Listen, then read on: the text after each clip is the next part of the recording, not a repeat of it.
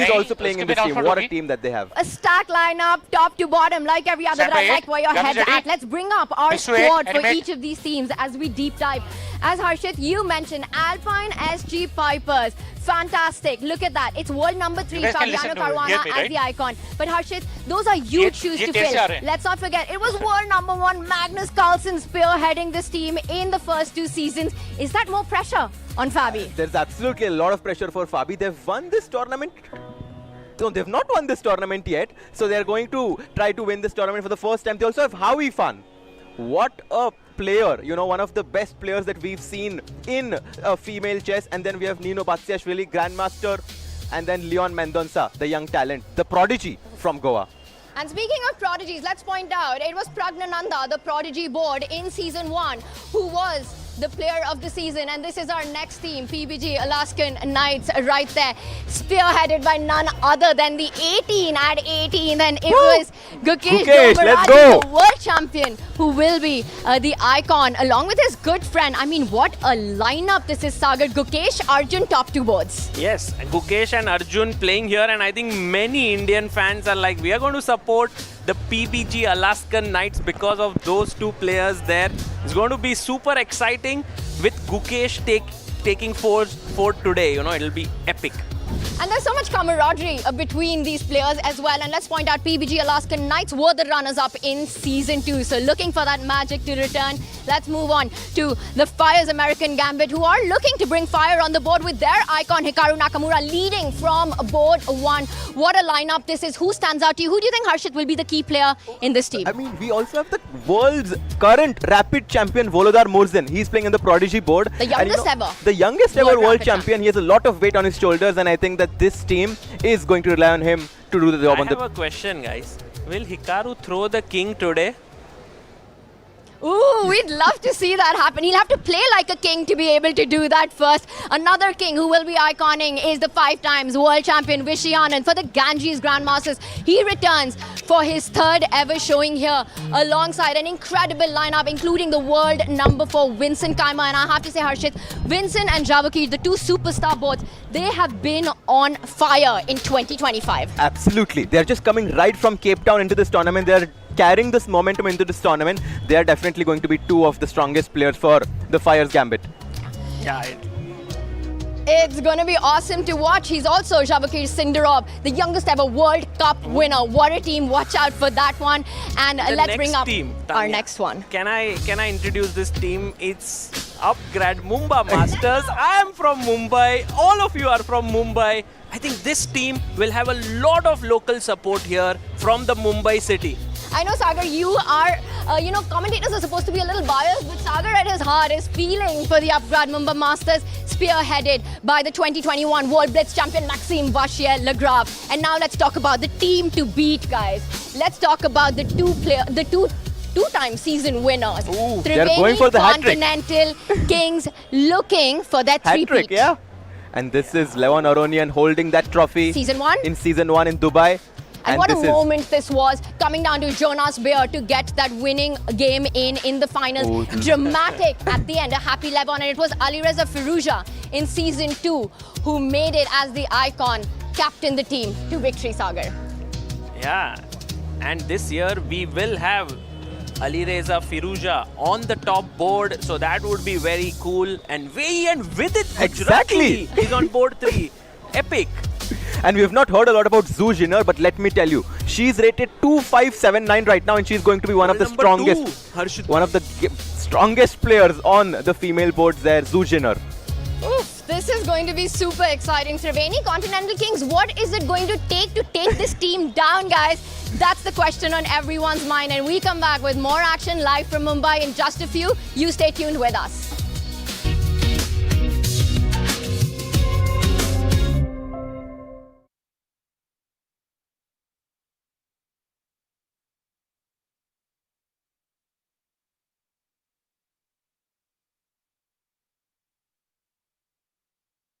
बोलो कुछ, क्योंकि उनसे नहीं बोला जा रहा है जब आप ये उनमें जा रहा है हाँ उनको जा रहा है हो गया वो रिजॉल्व हो गया नॉट गोइंग इधर हो गया और अभी ये 2 में ना आवाज ना है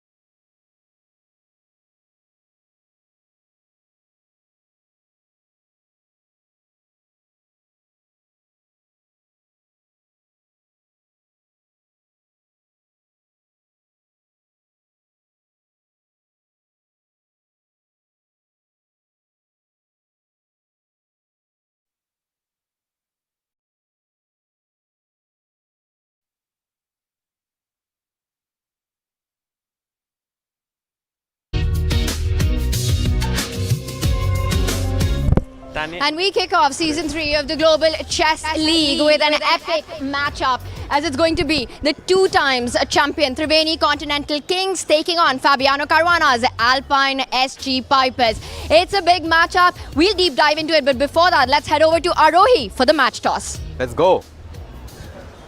All right, we have match number 1 starting shortly, but before that, the most important coin toss. We have the first game between Triveni Continental Kings, who will be playing against the Alpine SG Pipers, and the coaches of the 2 teams here with us, joining us at the coin toss. Luke Van Wely for Triveni Continental Kings, and we have Praveen Tipse for Alpine SG Pipers. Also joining us for the toss are Mr. Bharat Singh Chauhan, Tournament Director, and Mr. Ashok, Chief Arbiter. Can we please have the coin toss? Who will be taking a call?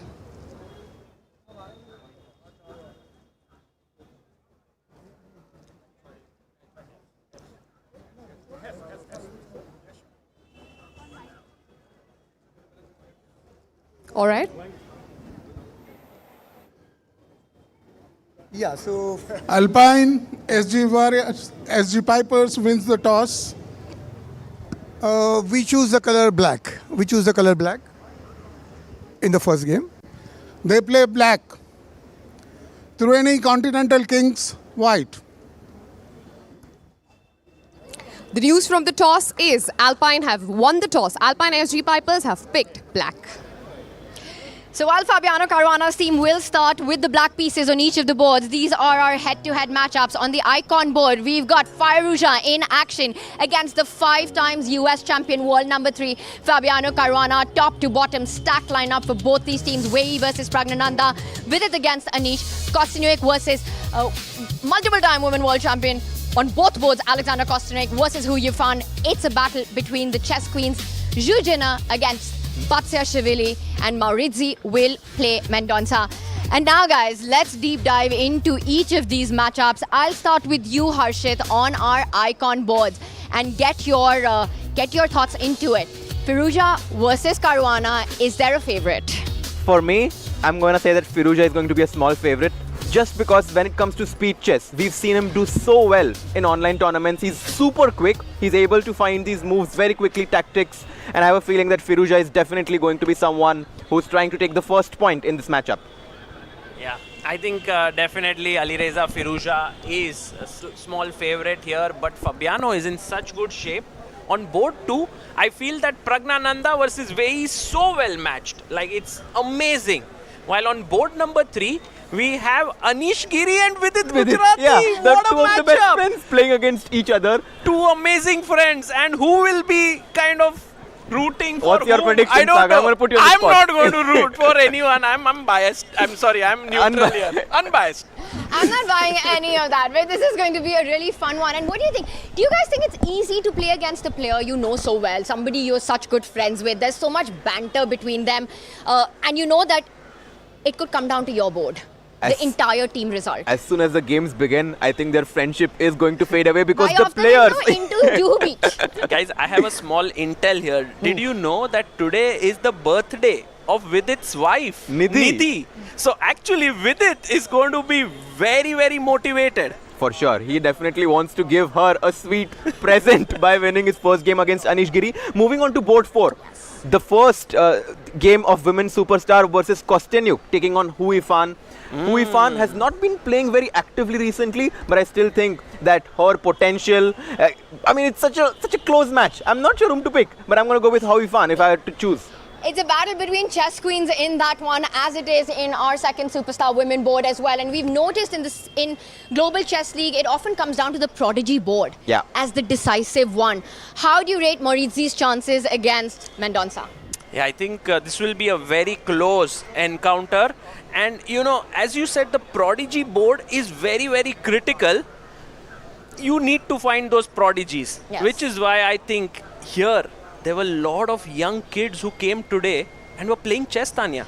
And let's show that, because this is a celebration of chess right here in India, and we're getting live scenes from all the action that's coming out of our iconic venue, the Royal Opera House. Just a few meters away from them, we'll have iconic players from the chess world battle it out for Season 3 of the Global Chess League, as there is a lot of fun on. So come join us if you're in Mumbai. Guys, you dodged the main question. I want board by board prediction. As we see the action, the chess action on here, what happens when the battle goes inside Royal Opera House? Starting from board 1. Board 1? Oh, let's start from board. Exactly. Let's start from the Prodigy board. Moritzi, who's the current French champion, is going to take on Leon, who had kind of a setback in the first round in Goa. I'm going for Leon. Sagar. Leon. Alright, so that is Leon. What about you? Guys, I am playing host right now, so I get to save myself on this. Cheating versus Zuzhina, board 5. Zuzhina takes that one. That's our superstar women board. What about the chess queens battle as Alexander Kostyuk plays against Hu Yifan? Kostyuk. Really? I'm going to go for Hu Yifan. Wow. Okay. Yeah, that's actually a huge advantage to Triveni Continental Kings so far, according to our prediction. Vidit versus Anish, I want a result, guys. Let's get the prediction on this one. I'm just draw. No draw. No draw. Draw for Playing sure. it safe, Sagar Shah.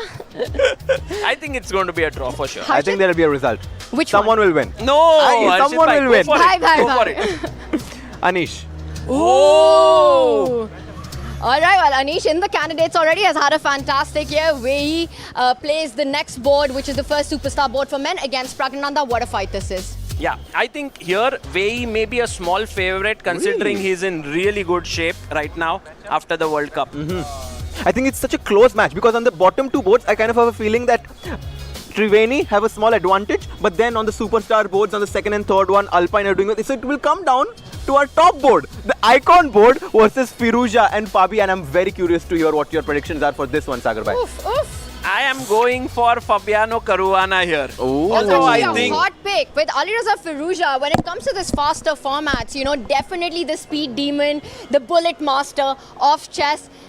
Do you agree with Sagar on that? I'm going with Firuza. I'm going with Firuza, who's going to be coming here very motivated because he did not play at the World Cup. So he had a small break, and I think here he's going to be someone to look out for. Amazing. So Arjun and Sagar putting Triveni Continental Kings as the slight favorite against the Alpine SG Vipers. And this is our big first matchup in Season 3 of the Global Chess League. I know I am hungry for action. I know everyone watching is hungry for some chess. And right on the other side of this break, we go to Arohi with the players. It's time to get the action started. Let's go! Woo!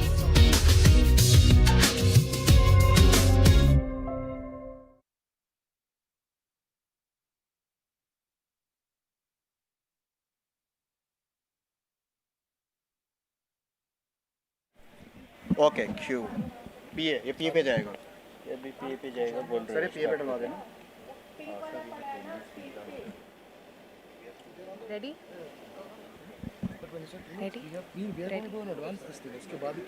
Yes. ये हम पीए के लिए कर रहे हैं you can start Q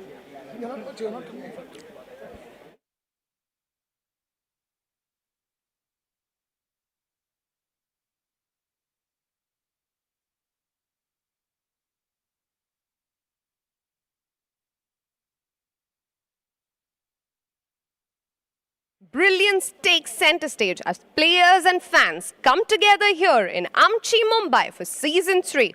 A few instructions before we begin for the day.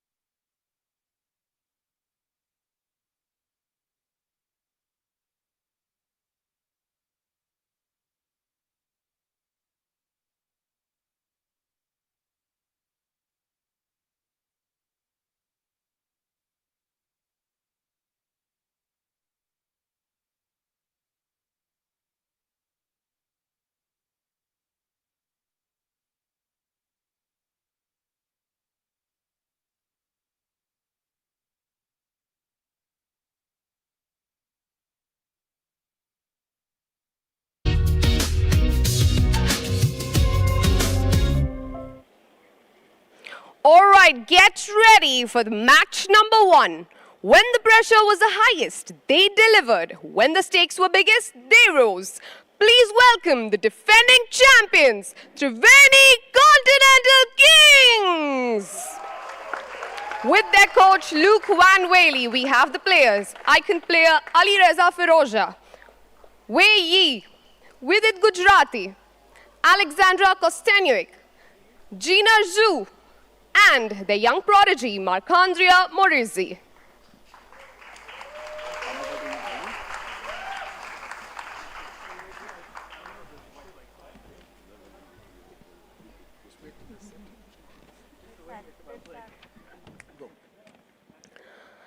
New season means new opportunities. The crown is heavy, but the challengers are ready.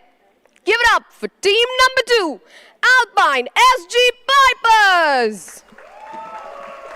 With their coach Praveen Tipse and their icon player, Fabiano Caruana, Pragnananda, Anish Giri, Ho Ifan, Nino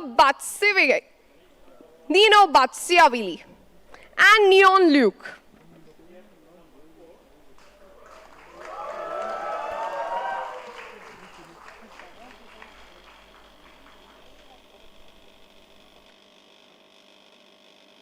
कैसे करना है?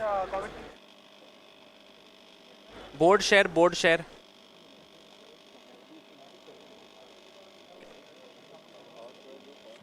Guest का नाम announce करना है.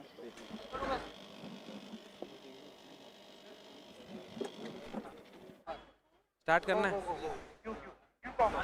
Okay, welcome everyone to the big encounter with the two teams now. The Triveni Continental Kings and the Alpine SG Pipers are here on the board, and joining me is the one and only Grandmaster Irina Crush. Hello Irina. Hi Sagar, thank you. It's exciting for me to work with you for the first time, and we're about to watch the beginning of Season 3.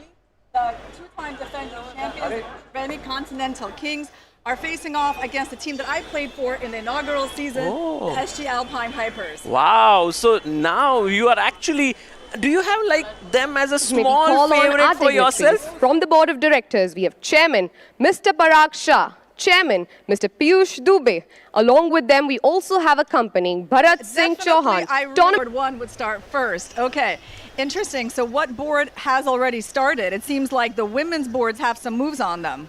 Yeah, actually we have the 3 boards that, 2 boards have started already.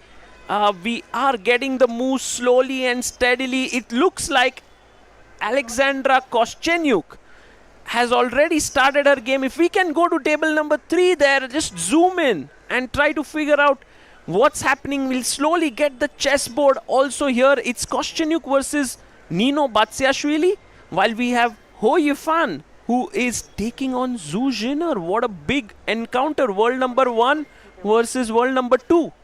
Oh, wow. Yeah. In fact, Zhu Jiner has moved up in the rankings so rapidly this year to actually surpass the reigning women's world champion, Zhu Wenjun. And right now, she's only behind Ho Yifan in the rankings, who is not as active these days. And I think this is going to be a very competitive matchup. Absolutely. Let's zoom in on board number 3 there.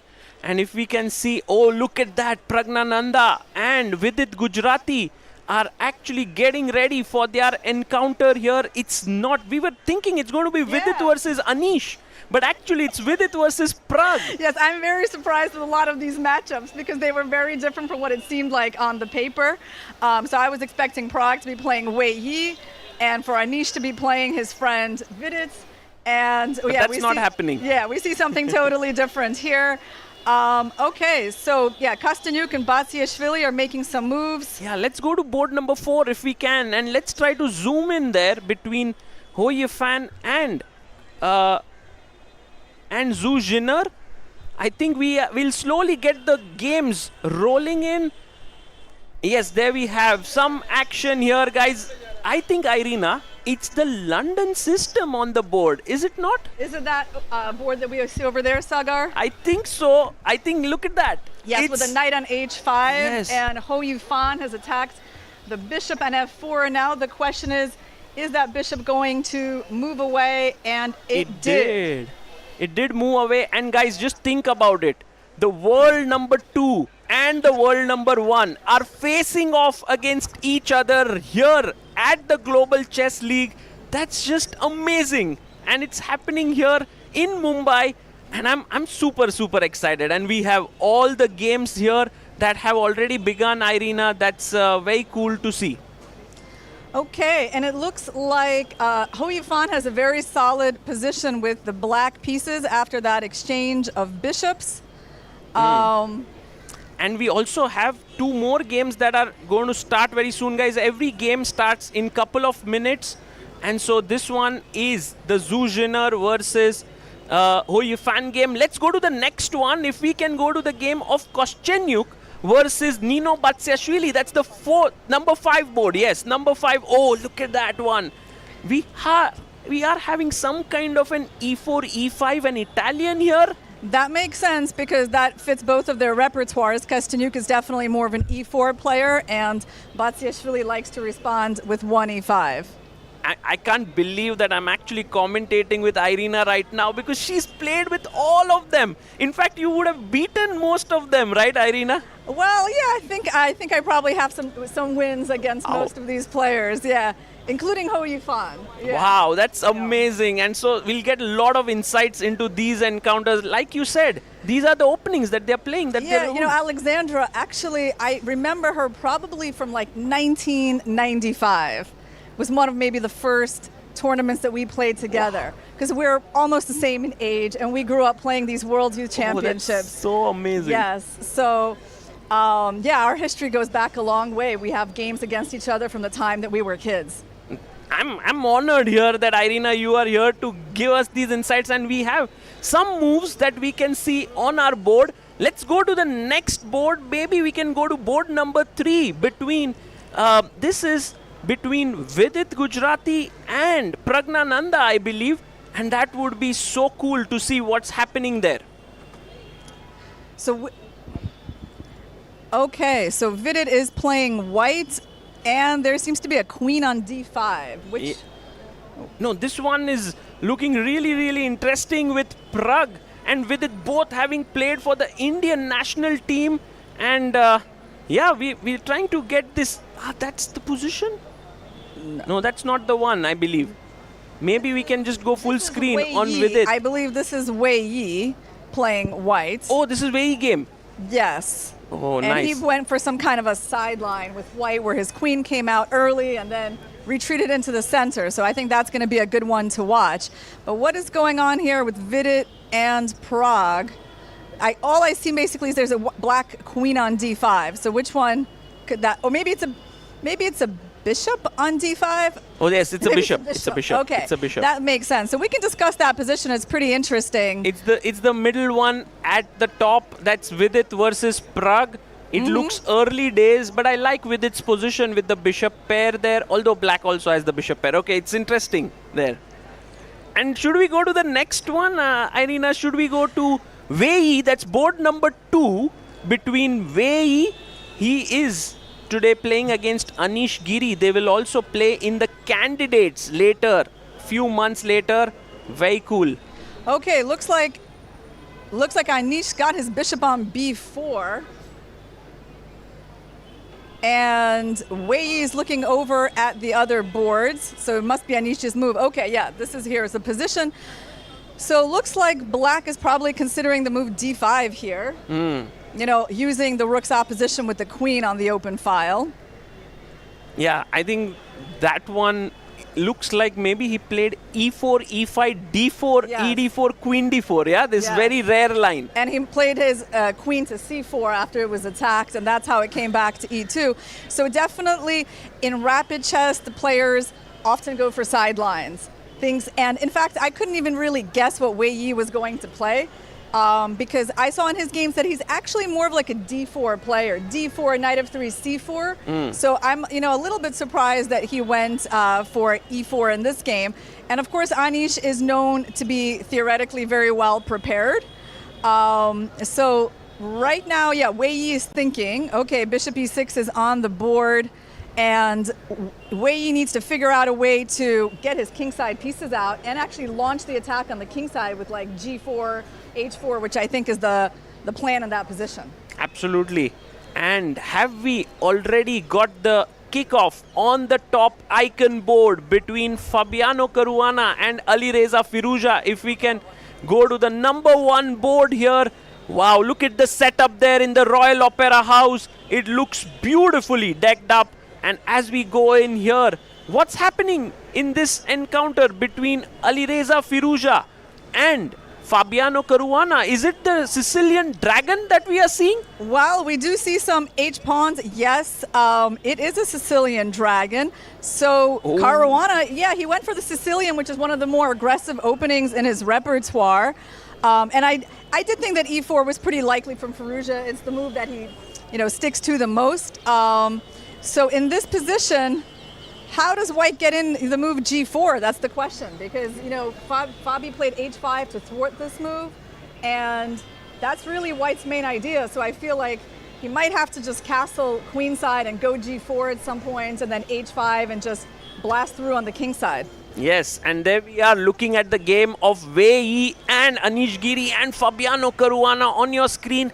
I don't remember the last time when Fabi played the Sicilian dragon, although Irina, you say it's part of his repertoire. Well, the Sicilian in general is part of his repertoire. He likes maybe E6 Sicilians more, right? And I would think of dragons as more of like a Nakamura opening, right? So yes, it's a little bit surprising, but these players these days, they play everything, so not too shocking. Right, and if we actually kind of zoom in on this board, we will see that last move by Fabi was to push his H-pawn, stopping Alireza Firouzja for the attack, and he long castles. Ooh, look at the top board there on the top left. Alireza Firouzja going all out today. This will be a very exciting game, Irina. Absolutely. Yeah. Fabiano playing a risky opening. We should remember that you get 4 points for a win as black, so it definitely makes sense to play more aggressively. And there we have a setup there where you can see the board. The knight jumped in, the rook came forward and took it. This is very typical play, but I'm very curious to see what the next move would be from the white side. Well, very good chance it could be something like King B1, typical prophylactic move, moving the king off the C-file. So that move would not surprise me at all. In terms of what could be more aggressive, yeah, I mean, I don't know if White is ready to play the move G4 yet. Yeah, and by the way, guys, slowly King B1 on the board. And steadily we are getting things in order. Now the people here in the fan zone can hear us. Then we slowly get the board here, and then everything will be well set up. But there are also people who have gone in and are watching matches, and then at some point they can come and join us in the fan zone. I can also see a lot of people playing chess here. Guys, are you enjoying? Are you having a good time here? Playing chess? Yeah, we'll try to sort of improve this further, and I think as the days go by, I mean, by tomorrow it'll already be much better also. People following this live on stream, the chessboard will be properly aligned and everything will be well set up. Thank you for bearing with us. And meanwhile, going back to this game, I think the move Queen A5 is quite possible by Caruana. Like, at first I thought you couldn't do it because there is like the knight D5 tactic. But actually, at the end of that line, I think the knight on E7 might get a little bit trapped. So Queen A5 is definitely an option here for Fabi. Okay, so while Fabi is thinking for his move, should we quickly check with the 6th board, that is the junior board between Leon Mendonça and Marc Andrea Morizzi here. A very, very important clash there because junior boards usually make or break a team's fortune. You know, as I was studying these players, I learned a little bit about their accomplishments recently. So Morizzi, he got his first French championship this year by defeating Laurent Fressinet in a tie break. And Mendoca had one of the highest performances in history a couple of years ago. You probably know Sagar, but I didn't. He scored 9 out of 9 in the split open, defeating 5 GMs along the way with a 31-96 performance. So, I mean, yeah, these players have some really outstanding results. Yeah, absolutely. They are like the future icon boards. Like, I must say, they will reach there maybe in a couple of years. Right now, at the junior board, maybe we can get to see what are the moves that they have played. Is it like a Queen's Gambit accepted kind of a setup, maybe? Okay, so here we have it on the board. It was probably actually an E4, E5 opening that led to this. And right now, black is striking in the center with D5. White definitely doesn't want to capture that pawn or let their own pawn be captured. So it seems like you might want to take some space with the move E5, but then you're going to get another strike pretty soon with the move F6. But still, I feel like E5 is the first thing you think about, or you might want to think about attacking the knight with A3 and calculate how that goes. But then black's going to take on E4, so I think that's the idea. Yeah, we will kind of see if white does push the pawn one step ahead or not. And right now, the rook comes in to the C file. Meanwhile, maybe a good idea to check what's happening between Ho Yifan and Zhu Jiner. That's our board number 4. If we can check what's going on there between Ho Yifan and Zhu Jiner, that would be superb. As of now, Irina, what are your feelings about this matchup? It's kind of even, yeah, on all boards. Yeah, definitely. Yeah, we haven't seen any position being like too unbalanced, right? I mean, definitely the Fabi game is the one that has the potential to really explode because that's just coming from a very exciting opening.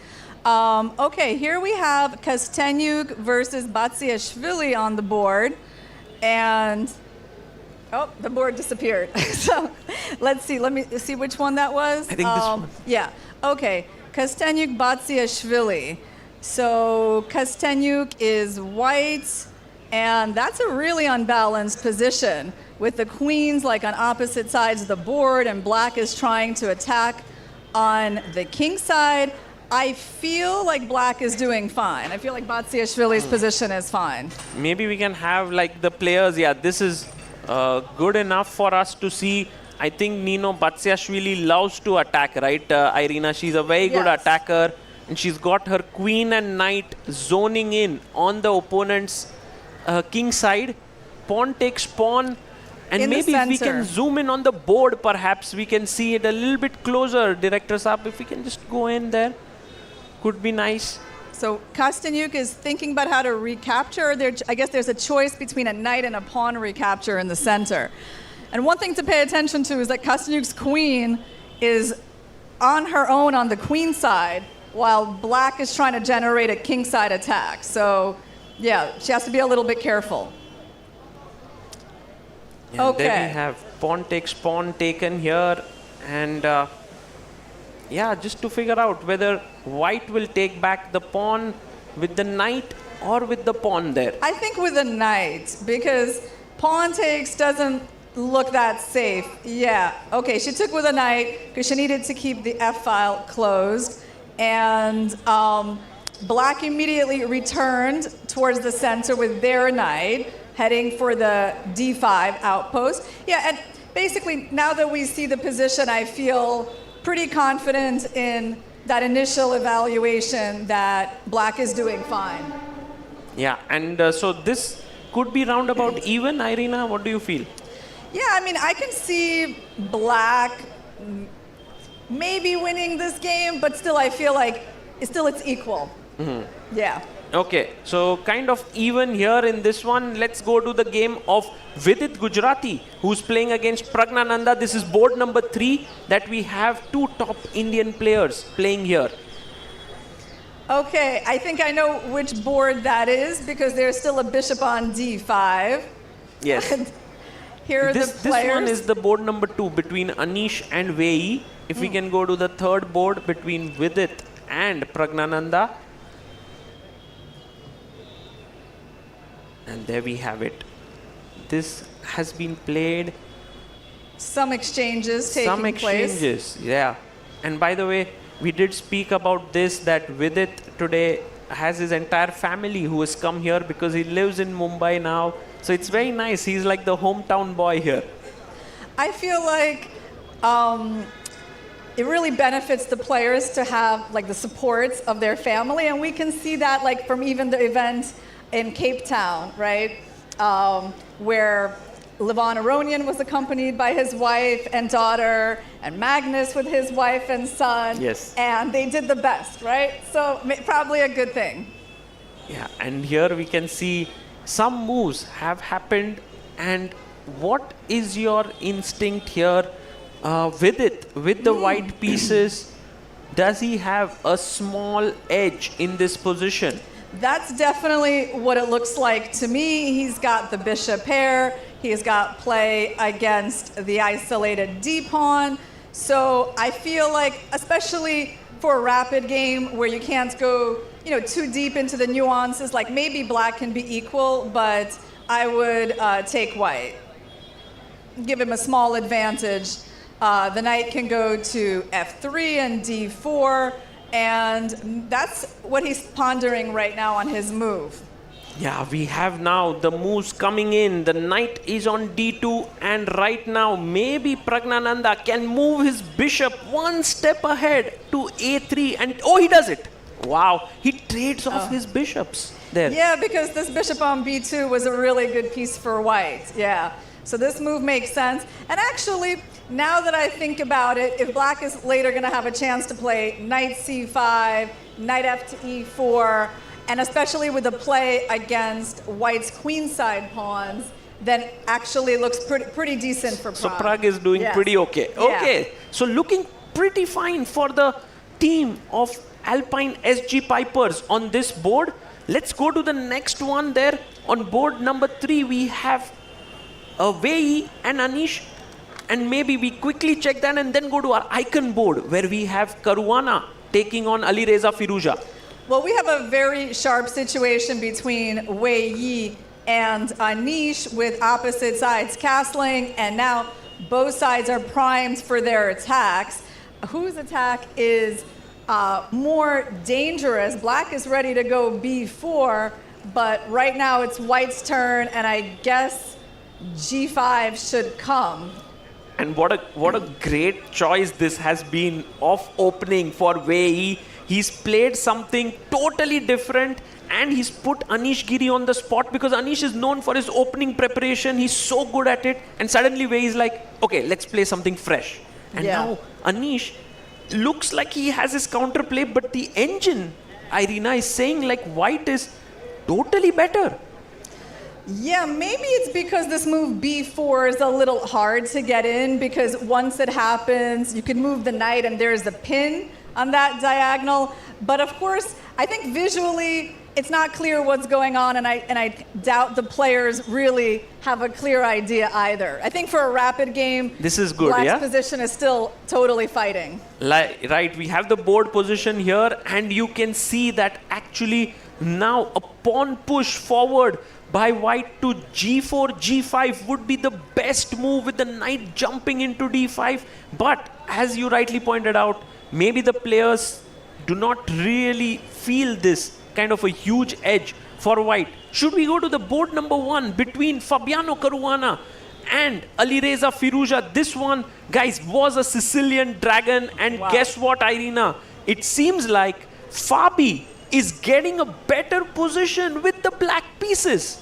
Yeah, his h5 move in the opening turned out very effective because white still hasn't begun his kingside attack. And meanwhile, he's doubling up on the c file. He's about to bring the other rook in, maybe make an exchange sacrifice on c3. Yeah, the problem for white is that without g4, like, what's really their play? Okay, he just played bishop c6 because knight d5 was an idea. It's a little bit of a strange-looking move, bishop c6, isn't it? Because it blocks the queen and the rook's cooperation. Right, but maybe the knight was jumping into d5, as you said, and maybe Fabi wanted to stop it, but it could have been put on the other side, yeah?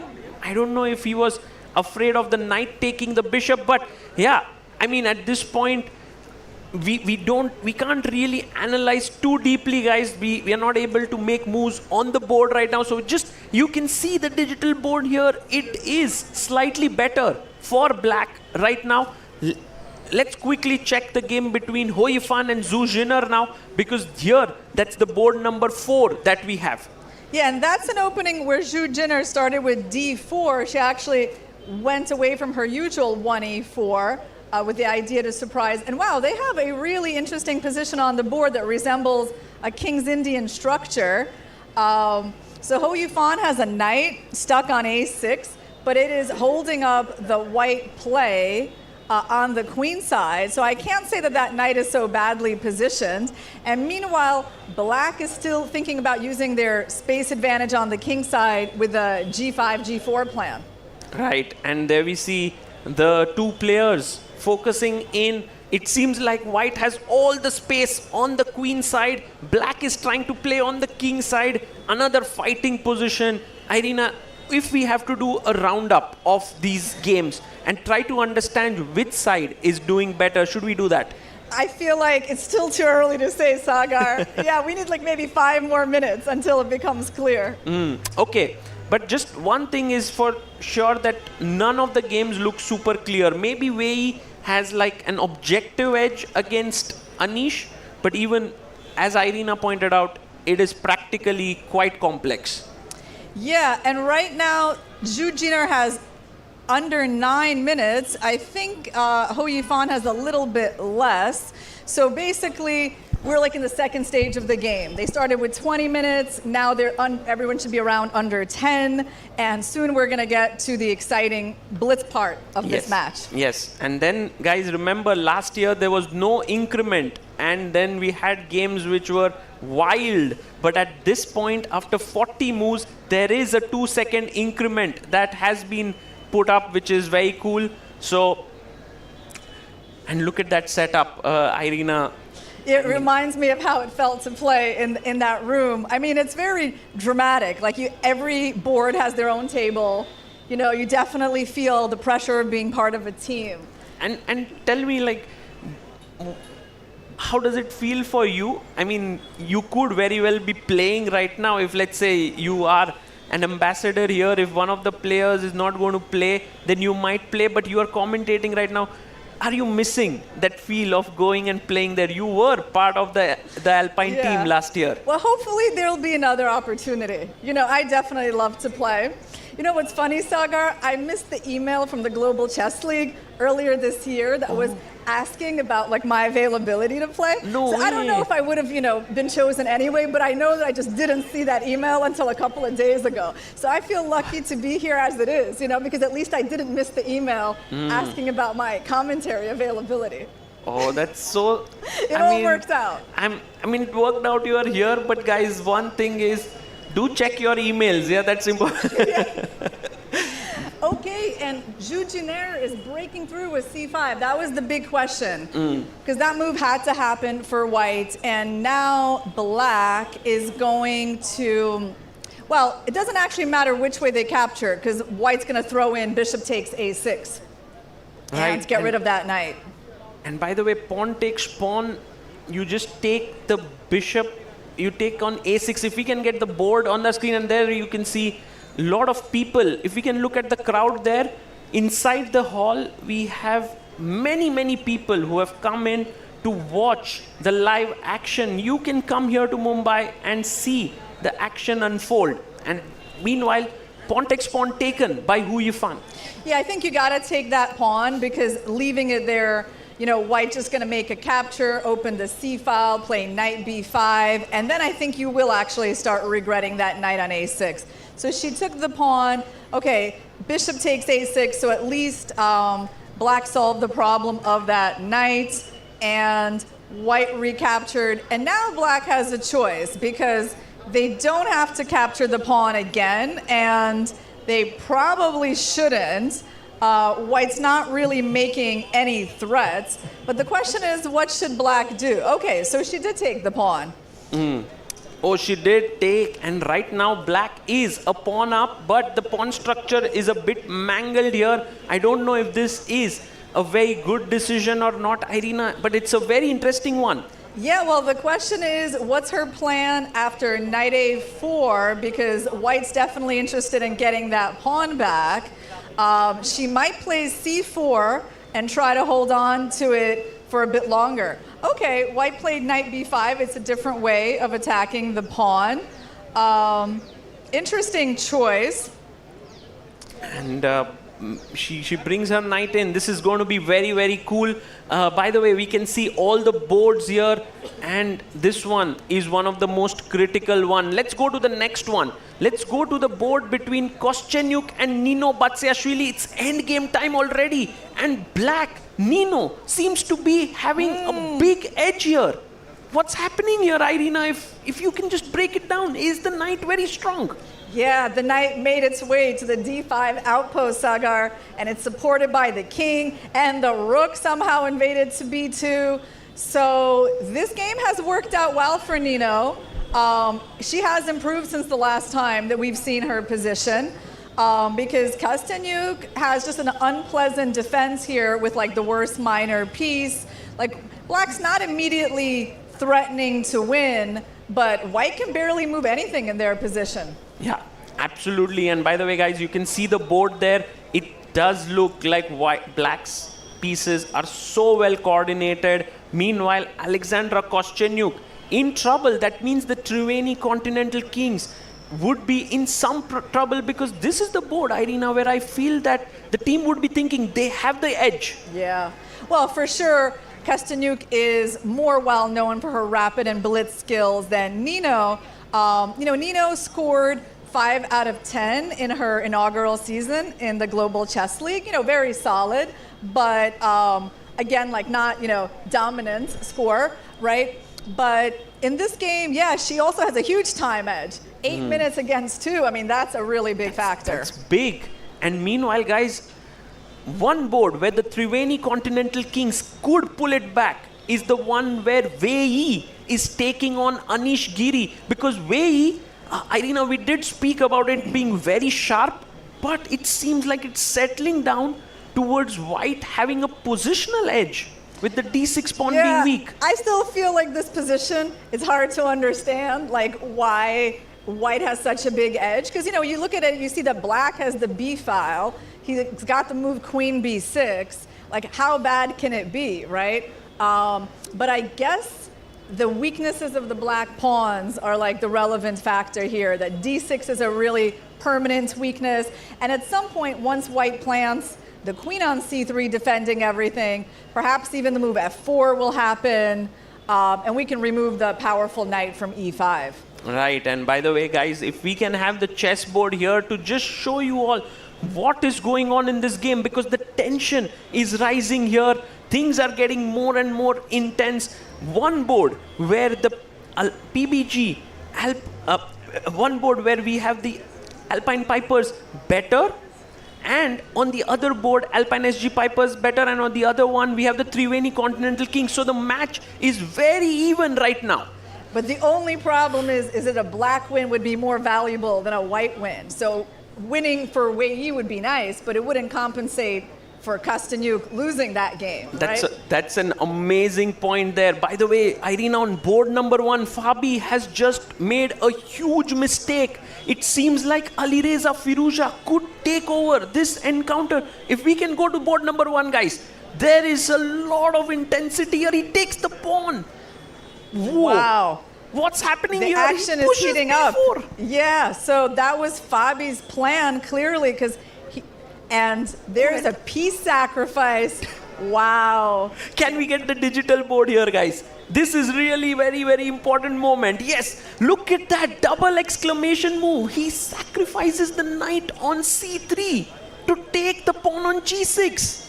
Yeah, and after, well, let's try to figure out what that's about, because after they take on c3, we take an f7, king f7. What is actually the next move? Wow. Is it queen g2? Do we just quietly swing the queen over and threaten to attack on the g file? That would be kind of crazy. That's such good analysis there, Irina. That seems like the plan. So if you take here the knight, and maybe now it's dawning on to Fabi that if he takes the knight with the pawn, pawn takes pawn from white with a check, king takes, and then the queen just slides over to the g2 square. I can totally see why he missed that.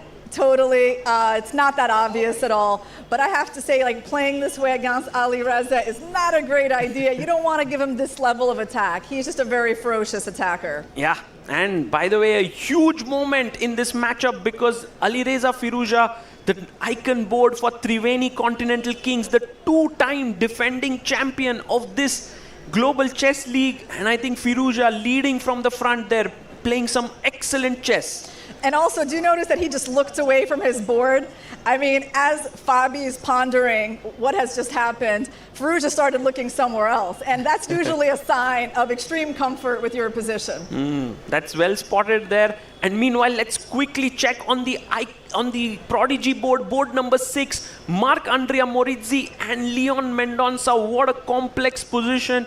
But it seems like Leon is doing slightly better there with his knight really strongly placed in the central square. Yeah, so this is the second game in this match with a knight being in an outpost on d5. I guess the one thing that white has to compensate here is his rooks on the open file. And that's why black is not like clearly dominating because his rooks are not quite as good. Also, the a4 pawn is a little bit weak, so he's going to have trouble moving those rooks. I think black is very solid, but I don't think that, yeah, white is doing badly in this position. Right. And so we will see how this transpires, this one. And guys, Wei now has a winning advantage against Anish Giri. Let's quickly go to that board. Wei versus Anish Giri, board number 2 that we have. And Irina, do you think that the position has settled down here or still very complex?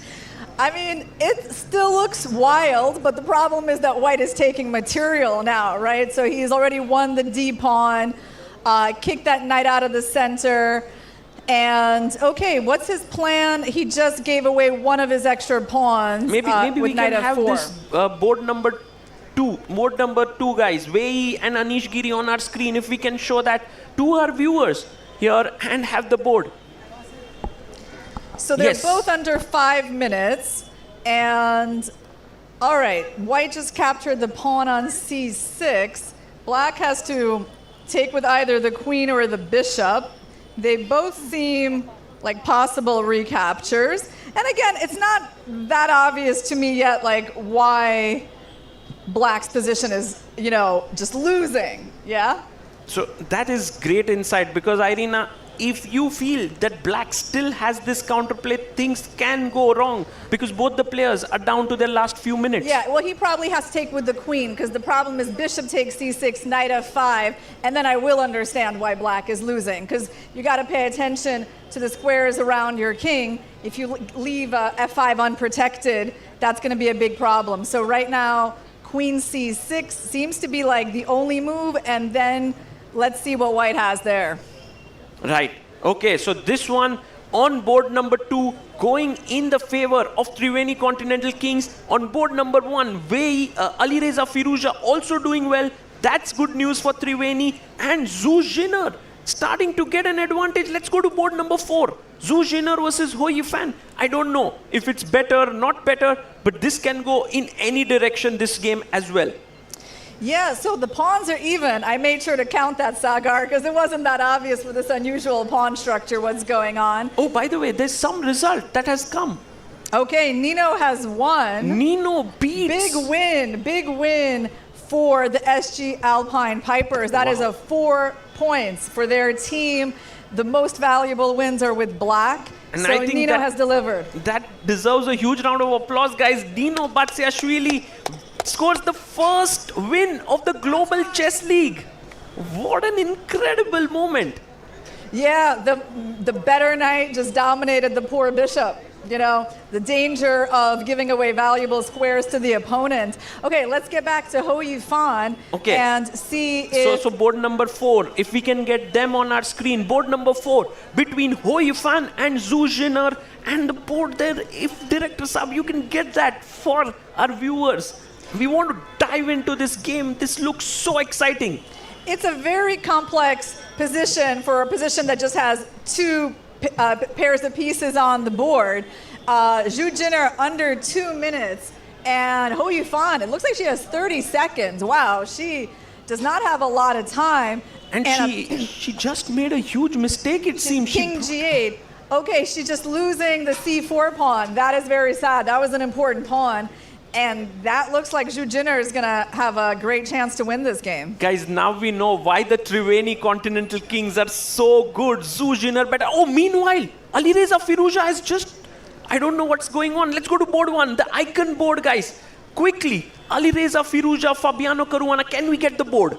Look at this. Firouzja is going all out against the king of Caruana. And, you know, he has sacrificed 2 pieces to get here, Sagar. So that's just not the typical 1-piece sacrifice. That's 2 pieces, but the attack on the G file is fierce. And look at Firouzja, he's not even looking at the board. He's like, okay guys, please all of you take care. I'm already winning my game. This is done and dusted here. Yeah, no, this is a very sad turn of events for Fabi. I mean, okay, so right now he's threatened with losing his queen, rook G7, and on most other moves, like white can probably just get away with like rook takes F6 and then eventually breaking in with the other rook. Yeah, so meanwhile, while this is totally winning, I have a question for you, Irina. Which is the board where the Alpine SG Pipers can strike back? They have 1 win in the bag with Nino Batsiashvili, but the rest of the boards are not looking great. Let's see how Prague is doing. Yeah, let's go to the Pragnananda game. Board 3, Vidit versus Pragnananda. And guys, here it seems a rook endgame, which is very, very drawish, it seems. Yeah. Okay, then we gotta hope for Mendoka. There's not that many more boards left for them to get points on. Right, let's go to the junior, the prodigy board there. On board number 6, Mark Andrea Morizzi versus Leon Mendonça. But even here, Irina, it seems like the Triveni team with the white pieces are holding their own. Yeah, he's not in any danger. I mean, his rooks are still active. He's trading off his bad bishop. And on the icon board, can we just go? Firouzja has just won the first board. And there you see him showing all the lines. Big win for the Triveni Continental Kings. Yeah. Brilliant game, and no? That was just a great game on the icon board. That was exciting. Featuring this beautiful piece sacrifice turned into a 2-piece sacrifice and then just a mating attack. So huge win here for the Triveni Continental Kings as the score line now is 3-4. 4 points to the Alpine SG Pipers and 3 points for the Triveni Continental Kings. But we're expecting Triveni to get another 3 points in the matchup between Zhu Jin'er and Hou Yifan. And yes, it's... Can we go there? On board number 4, between Hou Yifan and Zhu Jin'er, guys, look at this. This one is in the queen endgame, and right now, Irina, Hou Yifan has just put a big threat of a perpetual. She wants to go back and forth. Yeah, interesting. So Zhu Jin'er just repeated, obviously, the check is not getting her anything.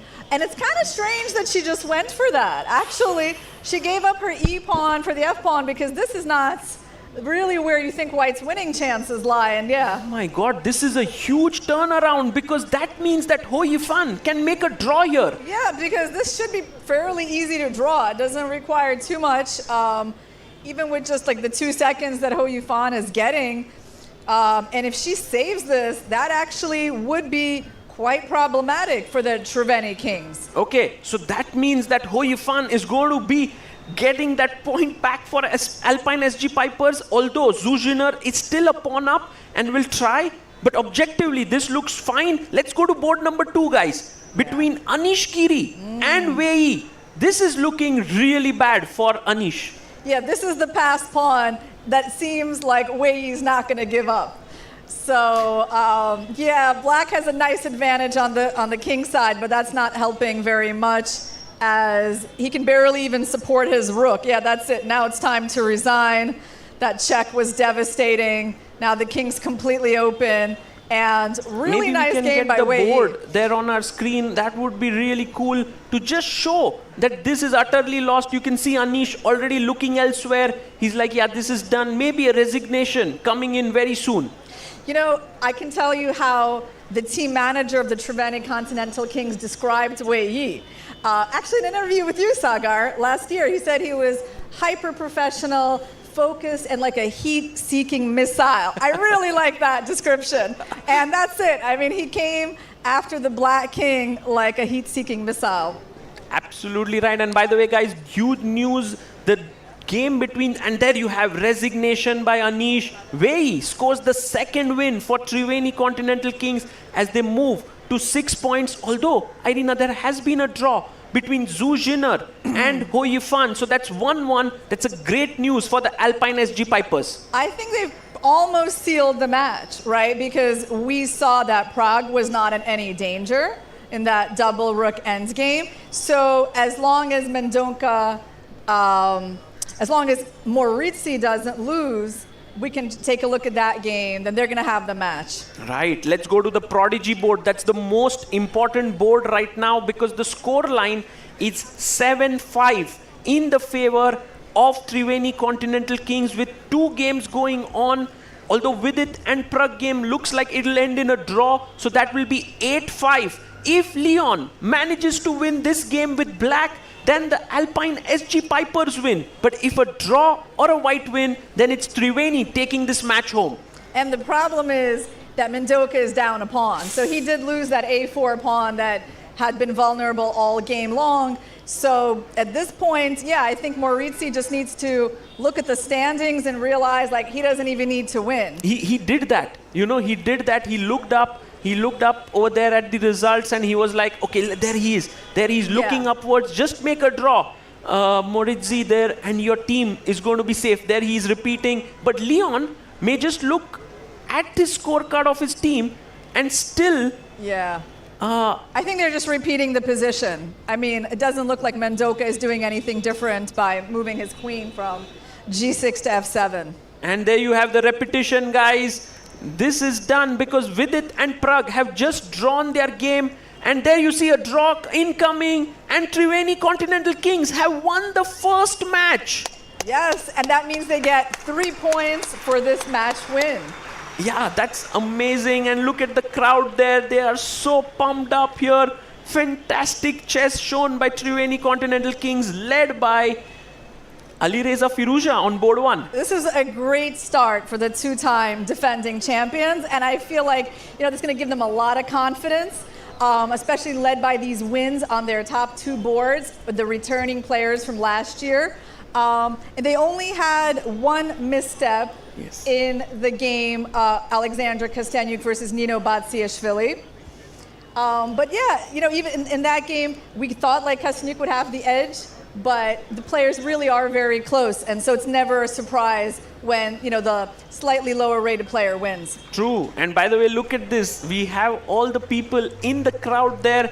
They have the headphones inside so they can actually tune into the commentary while watching it live. And on the left of your screen is the Triveni Continental Kings in their pink attire, while in the blue we have the Alpine SG Pipers who have lost their first encounter. It could have been even a bigger win for Triveni Continental Kings, right, Irina, if Zhu Jinner would have converted that winning position against Ho Yifan. Yeah, I mean, they had advantages still in the game. Moritzi versus Mendonca, Zhu Jinner against Ho Yifan.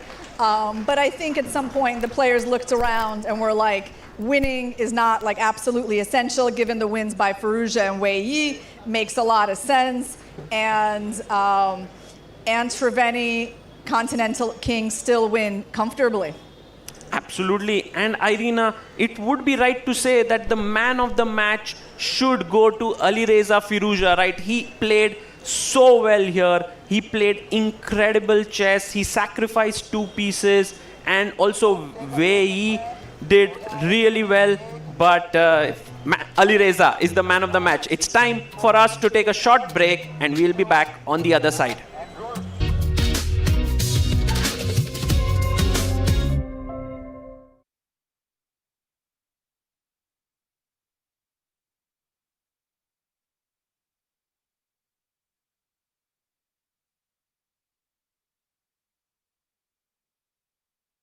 में R1, R2, R3 है.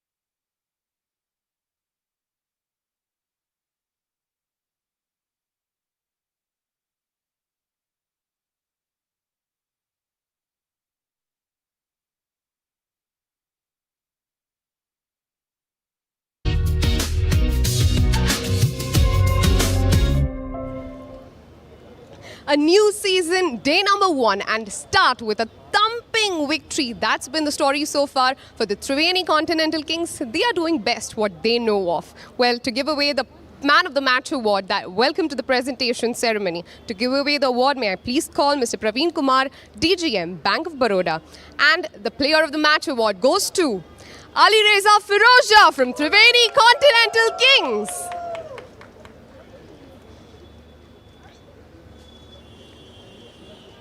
Thank you so much. How are you feeling? Tell me that first. Yeah, I feel happy. Our team won. I think Wei also deserves this, so one of us had to get it. But we both had a crucial role. So you're going to share this after you go back to your team? We'll share it, yeah. All right, so this is your season 2 with the Kings. Do you remember how your first game from last season was? I don't remember the first game, but I remember we had very good run and we won it, so we have to defend. So how good is the fact that you're starting this season again with a victory? Is that going to pump up the entire team? Yeah, I think our opponent was one of the strongest teams. They have so many great players, so to get this win was very important. All right, thank you so much and congratulations for the season. Thank you. That is some commencing victory from the Triveni Continental Kings. Back to you, Tanya.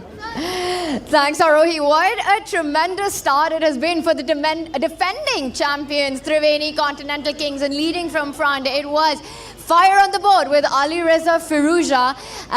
And we will be breaking all the action down with Grandmaster Irina Krush and Grandmaster Harshit Raja. I just want to say, after being down in that first game, it was Nino Batsar-Shivili who got the win for Alpine SG Pipers. Ali Reza sacrificing piece after piece for an unstoppable attack. Absolutely deserving MVP for the team. Yeah, I feel so much adrenaline after having watched this match. It's almost like I played it myself. Just so much action on all these boards, and definitely Ali Reza brought the fire. That was just an amazing start to the 3rd season of the Global Chess League. Yeah, and also then we saw Wei, who took down Anish Giri. What a match that was, because in the opening, Wei chose a very interesting opening, taking on d4 with the queen. Usually, it's considered to be a risky opening, but Wei knew he needs to do something unorthodox to take someone like Anish Giri out of his prep. And I think he succeeded. He definitely made Anish think on his own. He created a position with opposite sides castling, and then it turned out that his attack was stronger. Black had too many weaknesses, and so yeah, it was not like the easiest game for Anish. I think Wei's opening strategy paid off. And Firoja, he said that, we are here to defend the title, and yes, Tanya. And what a start it is to get that campaign going. It was the first 2 boards who set the tone. Let's bring up our highlights from game 1 as the action did progress. It was head in hands for Fabiano Caruana very early on in this game, and Ali Reza Firoja bouncing on those opportunities, pouncing on them every chance that he got. And there we see complete focus, and it was right around here, Irina, from the middle game. Once we saw the knight being given up for the attack, Fabiano Caruana could not defend his king. Yeah, there was a critical moment where Fabiano allowed his kingside to be opened, kind of relying on that attack on the knight, and he obviously missed the power of that sacrifice. So I think that's the key moment, because actually Fabiano had a very good opening in this game, and Sagar and I thought that this was one of those boards where Black had very promising position, and then it suddenly imploded against him. And I want to ask you, Harshit, what do you think it is about the Triveni Continental Kings? They're again looking, what a start that they had. 2 times champion. They won season 1 with Levon heading it. They won season 2 with Ali Reza Firoja as the icon. He returns, and what a fire performance it was by them in the very first game. The team to beat, clearly. Fiery and icy. I think that's the combination that they have going for them, because it's so balanced. They have Firoja, who's such a dynamic player, and then Zhu Jinner, who's one of the strongest female players, 2579 rated. In this game, Howie Fan escaped with a draw, but she was putting a lot of pressure, Zhu Jinner, on her. And I think this balance is what makes this team so strong.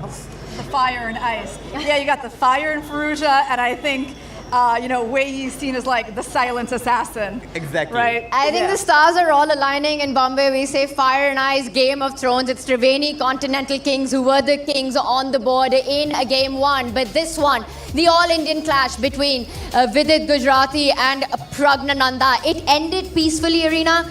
but the game was anything but peaceful. You know, we didn't even get much of a chance to see this one, at least where the action was, because we kind of saw the end when it got into the double rook endgame. And we saw the beginning, which seemed like a pretty quite isolated pawn position. So the middle, where it was interesting, Sagar actually missed that part. And I think Vidit looked very confident, even though he was a pawn down. He defended quite well. Here, the players look at each other in the eye and handshake. The game ended in a draw. What a fantastic fight that was. For Vidit, he definitely wants to put up a show here. It hasn't been the greatest year for him. Meanwhile, for Prague, just recently confirmed his participation through the FIDE circuit in the candidates in Cyprus in March. That's the only Indian who is qualified to the candidates in the open section. We also have 3 players who are going to participate in the women's section there. So very exciting news for Prague fans. Yeah, it sounds surprising to hear only one Indian player in the candidates, given how many Indian players are in the top 10 in the world. Yeah. But okay, you have someone who's beyond the candidates. You have Gukesh, already the world champion. So yeah. Well, if match 1 was anything to go by, it's going to be an awesome day of chess ahead. And we're just getting started here in Mumbai at the Royal Opera House for Season 3 of the Tech Mahindra Global Chess League. It's time for match 2, so let's head over to Arohi with the players. The Masters face off against the Grandmasters. In match number 2, we have the Upgrad Mumba Masters against the Ganges Grandmasters. The coaches of the 2 teams present here with us, Mr. Hari Krishna for Upgrad Mumba Masters, and we have Mr. Vishnu Prasanna for Ganges Grandmasters. Also joining us for the coin toss, we have Bharat Singh Chauhan, the tournament director, Mr. Ashok, the chief arbiter, and also Mr. Sachin Tamhani, Navitas Solar. Let us head with the coin toss. Hari Krishna from Upgrad Mumba Masters will be taking the call.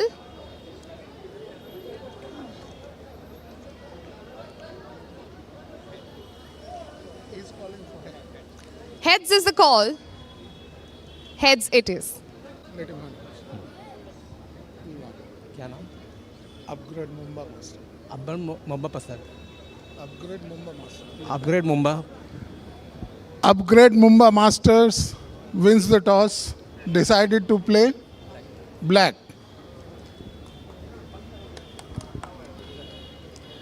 The news from the coin toss is that Upgrad Mumba Masters have won the toss and they have picked black. And it's awesome to see Grandmaster Hari Krishna there, you know, such an active player himself, and what a run he had as well at the recent World Cup, who is now part of the Upgrad Mumba Masters, winning that toss, choosing to start with the black pieces for the Vishy led Ganges Grandmasters. We had Grandmaster Vishnu Prasanna on the stage for the toss there. What do you make of this decision to start with the black pieces? 4 points for a win. First of all, I want to say how unusual it is to be choosing the colors right before the match, because it actually means like the players don't really know what color they're going to get, right?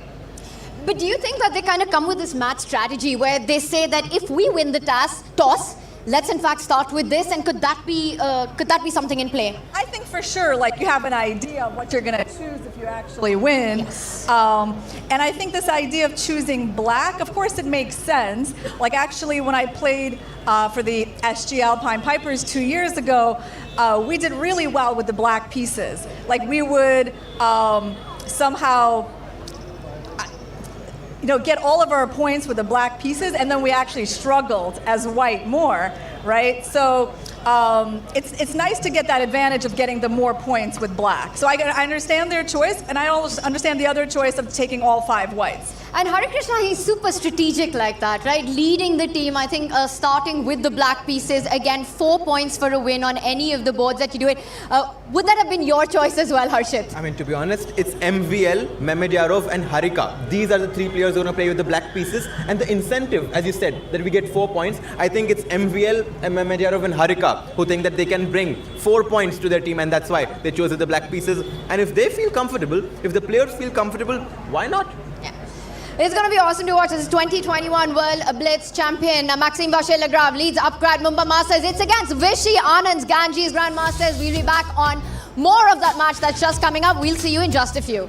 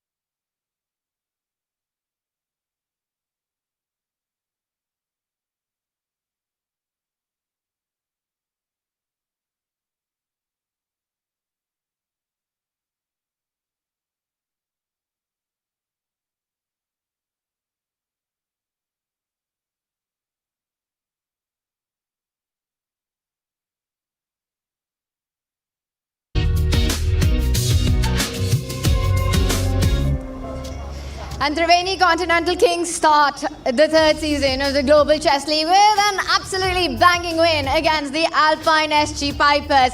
And it all came down to their icon board. Alireza Firouzja really stepping it up, spearheading with the first win for the Continental Kings. His match against the 5 times US champion, 4 times in a row, Fabiano Caruana. That's got to be a huge confidence boost for Alireza for the remainder of the tournament to take him down in that manner. Absolutely, and now we got a match coming up, Ganges Grandmasters versus the Upgrad Mumba Masters.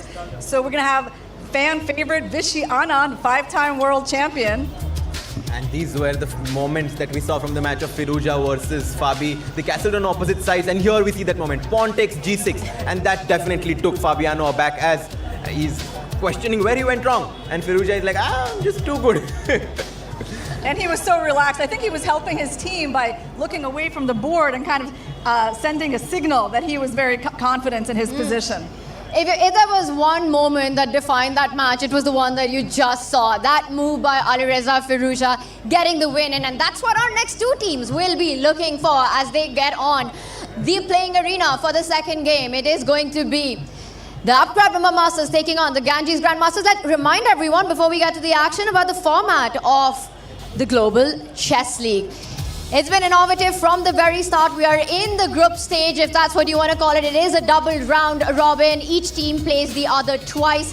The aim is to finish in top 2 to fight for the battle for championship in the finals. There will also be a playoff for 3rd place. It's all decided by match points and the scoring system. Super exciting at the Global Chess League.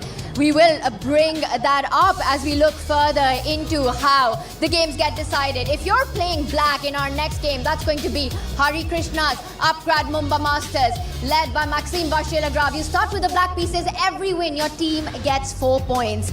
If you win with the white pieces, which is going to be the Ganges Grandmasters in our next matchup, it's 3 points for a victory. Does that put pressure on the team with the white pieces? It definitely puts pressure on the team with the white pieces because they need to get at least 1 win, right? And that gives the black side more of a chance to take over, right? Because when white over pushes, that's when black can get a win. Then white needs to get 2 wins to compensate for that. And that's what leads to so many games being decisive in these matches. Yeah, I'm very curious to see what game theory these teams have chosen, because when you're playing with the white pieces, you might be incentivized to kind of be solid, because at some point black is going to be like, if I win, I'm going to get 4 points, which might make them to take more risks, and that's where white can try to get those 3 points. But on a practical level, you probably don't really see that, right? Like people being solid with white, because everyone kind of knows, like instinctively, when you're white, you try to push. I think more of a danger is like you over push, and that's how black gets those wins, and then you got to go all out to catch up. And this is what we actually love about this format as chess players ourselves, that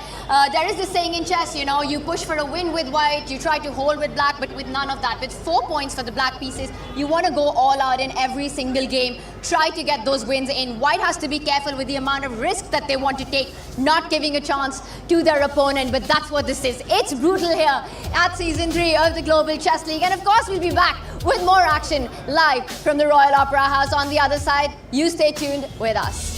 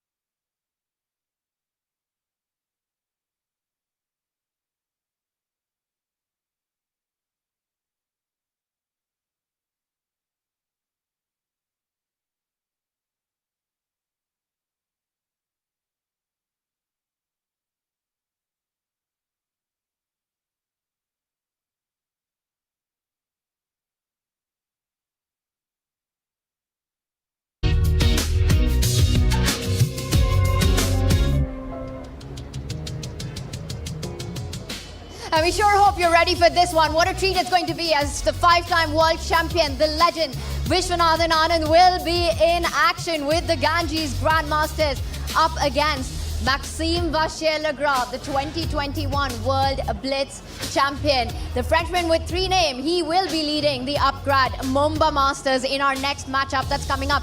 Let's bring up our lineup, the head-to-head matches. 6 boards will be played all across. For the Ganges Grandmasters, they'll be starting with the white pieces. Every win on that left side of the lineup, they get 3 points. And for the Upgrad Mumba Masters, it will be 4 points for Maxime Vachier-Lagrave. Guys, let's break each of these matchups down. I'll start with you, Irina. Let's start with our Prodigy board, which goes on to play such an important role in these. It's 19-year-old Ronak Sadhwani taking on the 18-year-old Bardya Daneshwar. What is going to be the key aspect in this one? Well, both of these young players are rated over 2,600, so the difference between them is not so huge. I think Ronak is a bit more experienced. He's a year older, a bit higher rated. Playing with the white pieces, I expect probably a D4 opening, so I'm going to give him the slight edge in this match. I kind of agree with her. I think that Ronak should be a slight favorite in this match against Daneshwar Bhadia. But these players that we have not heard of so much, like Daneshwar Bhadia, are very motivated to do their best in this tournament. And 2 extremely aggressive players as well. So we can expect fireworks on the board. Let's move on to our superstar women board. It's going to be Polina Shivalova taking on Harika Dronavali. Harshit, let's start with you. What are your predictions on this board? It's experience versus the youth right now. And Harika, who has been at the top of chess for a very long time, takes on Polina Shivalova, who was a former world junior champion. And I do think that Polina Shivalova is going to be a small favorite in this match against Harika. I would say I slightly disagree. Love it. Slightly. I mean, yeah, I don't really see Harika as an underdog in this match. Actually, she's very consistent with her performances in rapid and blitz chess. And Shivalova, you know, she plays online a lot, just like thousands of games that you can find on chess.com, and definitely known for her skills in rapid chess. But I think when it comes to like the big tournaments, actually Harika has had more consistent results with like top 10 finishes, medal finishes in the world rapid and blitz championships. Yeah, she's definitely a big stage player, used to the spotlight.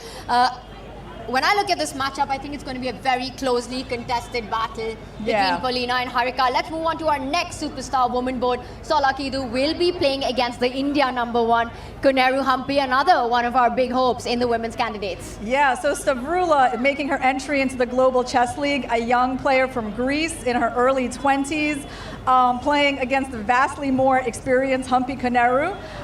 But Stavroula is climbing in the rankings. She's rated like 2479 currently, something like number 13 in the world. She's playing with the white pieces.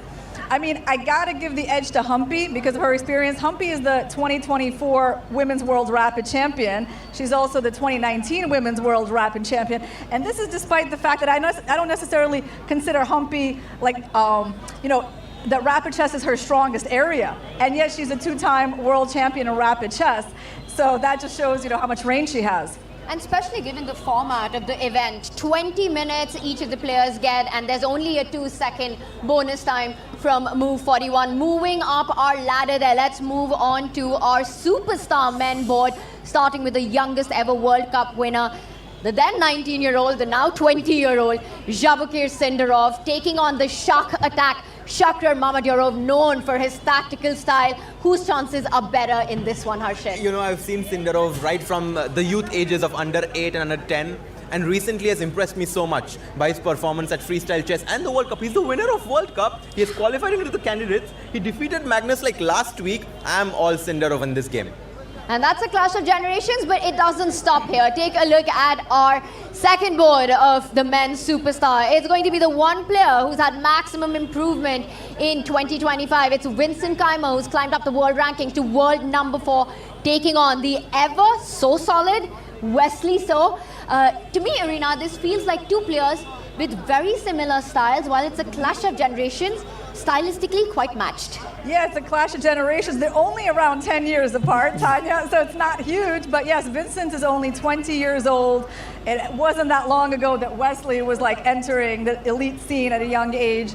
But now he's, considered more of a veteran player at just 31 years old. They're both very solid. Wesley, so with the black pieces, I can't really consider him an underdog either. I'm gonna say this game is gonna be a draw. Ooh, I kind of agree with you there, Irina. Their styles match so much.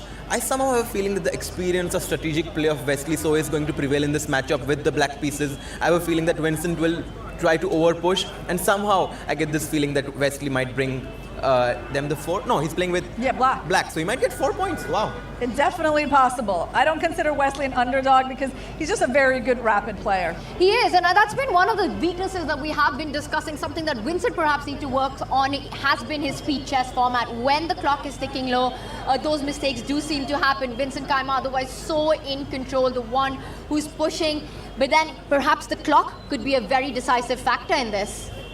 Yeah, I mean, it's going to be close. I probably have a feeling that Wesley So is not going to lose. It might be a draw or Wesley takes. Somehow I just feel that Wesley is super solid and very good at this format. And then finally we move to the icon board at the match. I mean, there are very few players that I've seen who were superstars when I was growing up and are still superstars. Vishy is ageless, timeless, it defies time. He's taking on MVL, who's one of the best speed chess players in the world. And I'm going to go with Vishy in this match. They actually have 1 win apiece in their Global Chess League matchups in the last couple of years. Last time, Vishy opens with E4. It was a Sicilian, and I think this might be another Sicilian as well. I'm going to go with Vishy in this one.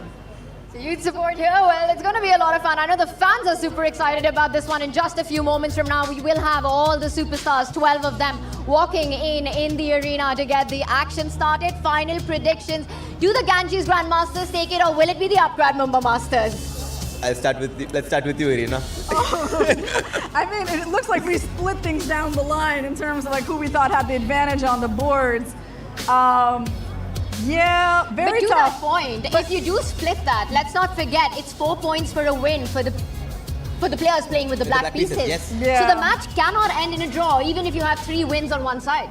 I'm going to say actually that whoever wins on the Prodigy board between Ronak and Daneshwar is going to win this match. And maybe that's exactly what Hari Krishna thought when he chose to start with the black pieces. That, you know what, this is a closely contested battle with 2 absolutely stacked teams. So starting with the side that gets 4 points for a win, maybe that's a decision that will play off. And we will get to the action in just a few. You stay with us.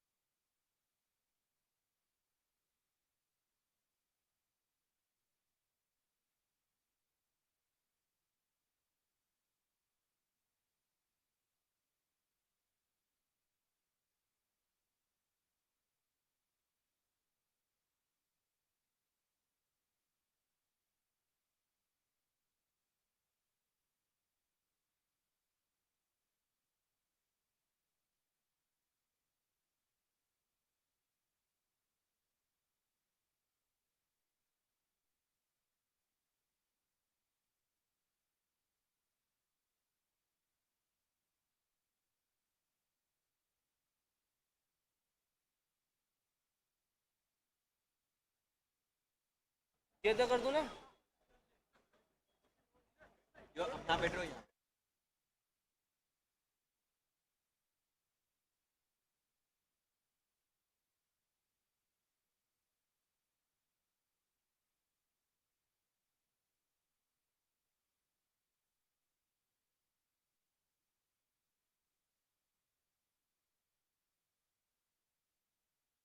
Silence during the proceedings so as to not disturb players. And lastly,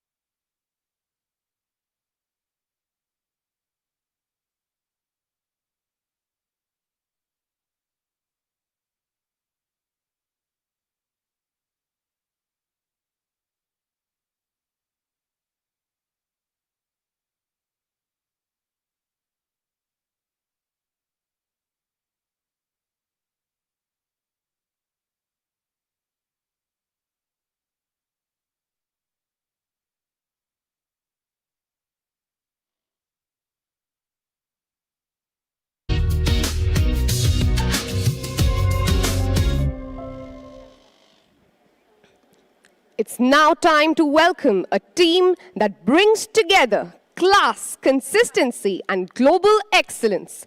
Ladies and gentlemen, please welcome the Ganges Grandmasters! With their icon player, Vishwanathan Anand, 5 times world champion. Vincent Kaimer, Javokir Sindorov, Stavrula Solakidu, Polina Shuvalova, and the young prodigy, Ronak Sadhwani. Accompanying them is their coach, Mr. Vishnu Prasanna.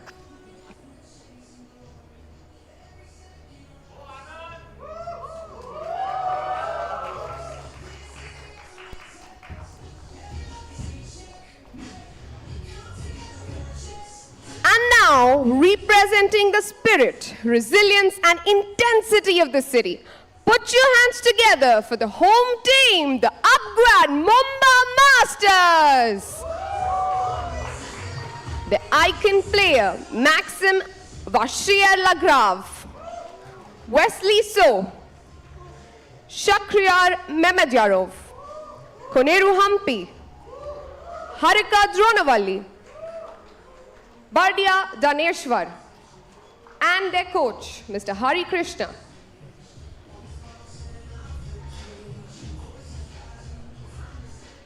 And for the first moves, may I now please call upon Mr. Sachin Tamhani from Navitas Solar, along with Mr. Bharat Singh Chauhan, the tournament director.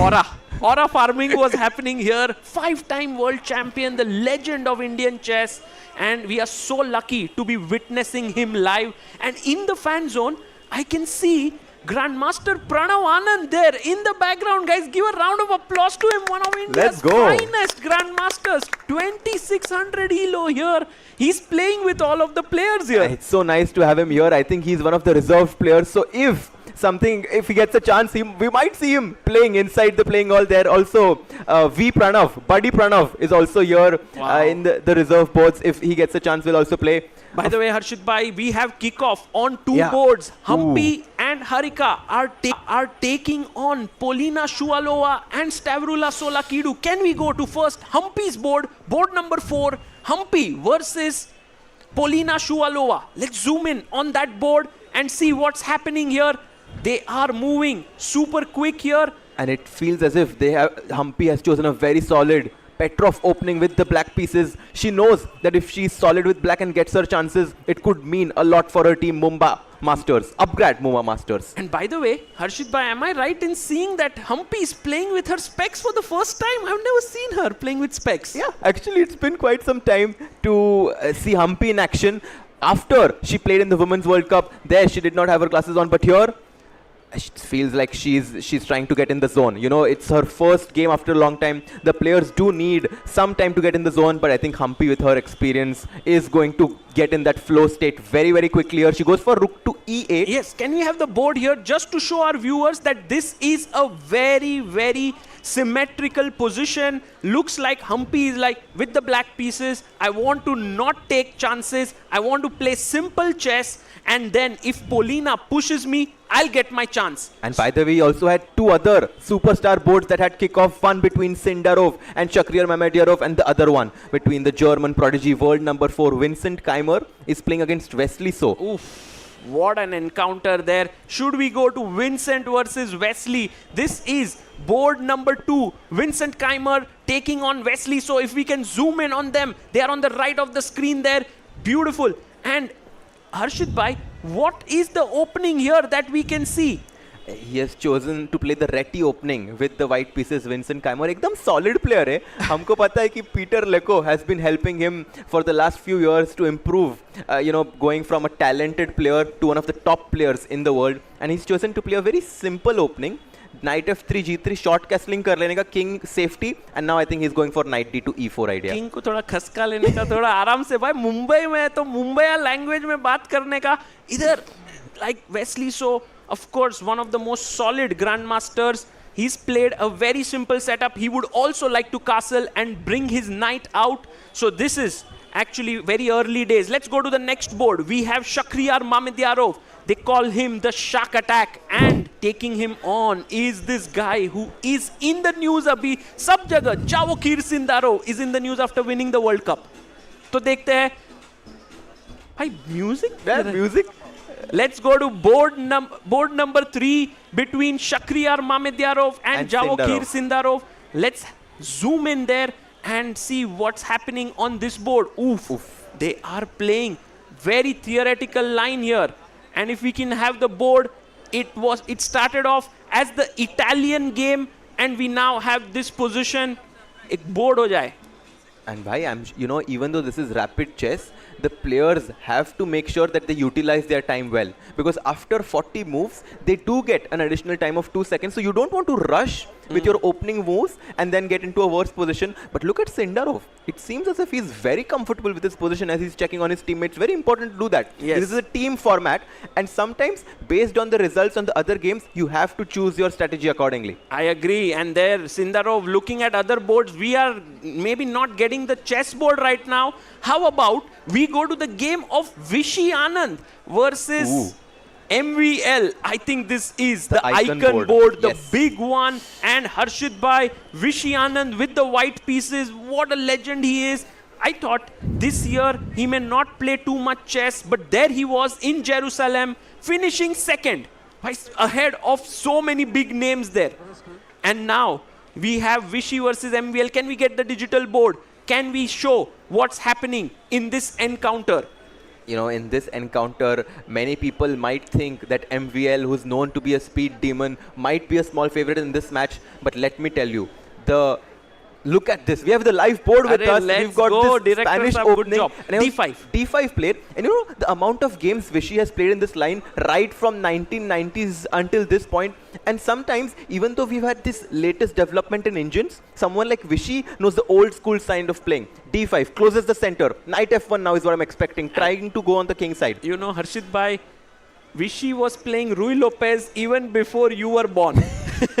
He was a master of this opening, and now he's still playing this. He has an incredible understanding of this opening. Yeah. So I have a feeling that MVL is going to have not an easy time equalizing in this game. Absolutely. Look at this move. Knight to F1. Now the bishop on C1 opens up. White is ready to launch an attack with G4. Knight G3. And somehow, now that the center is closed in the middle, White is ready to start an attack on the flank. Right. And by the way, guys, can you all see the board? Is it?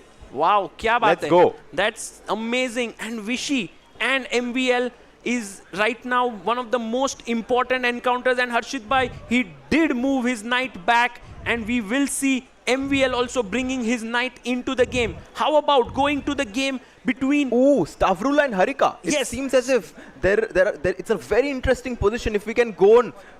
Let's go to board number 5 between Stavrula and Harika. There we see Harika making a small inaccuracy here with her pawn push forward to H5. If we can get the board here.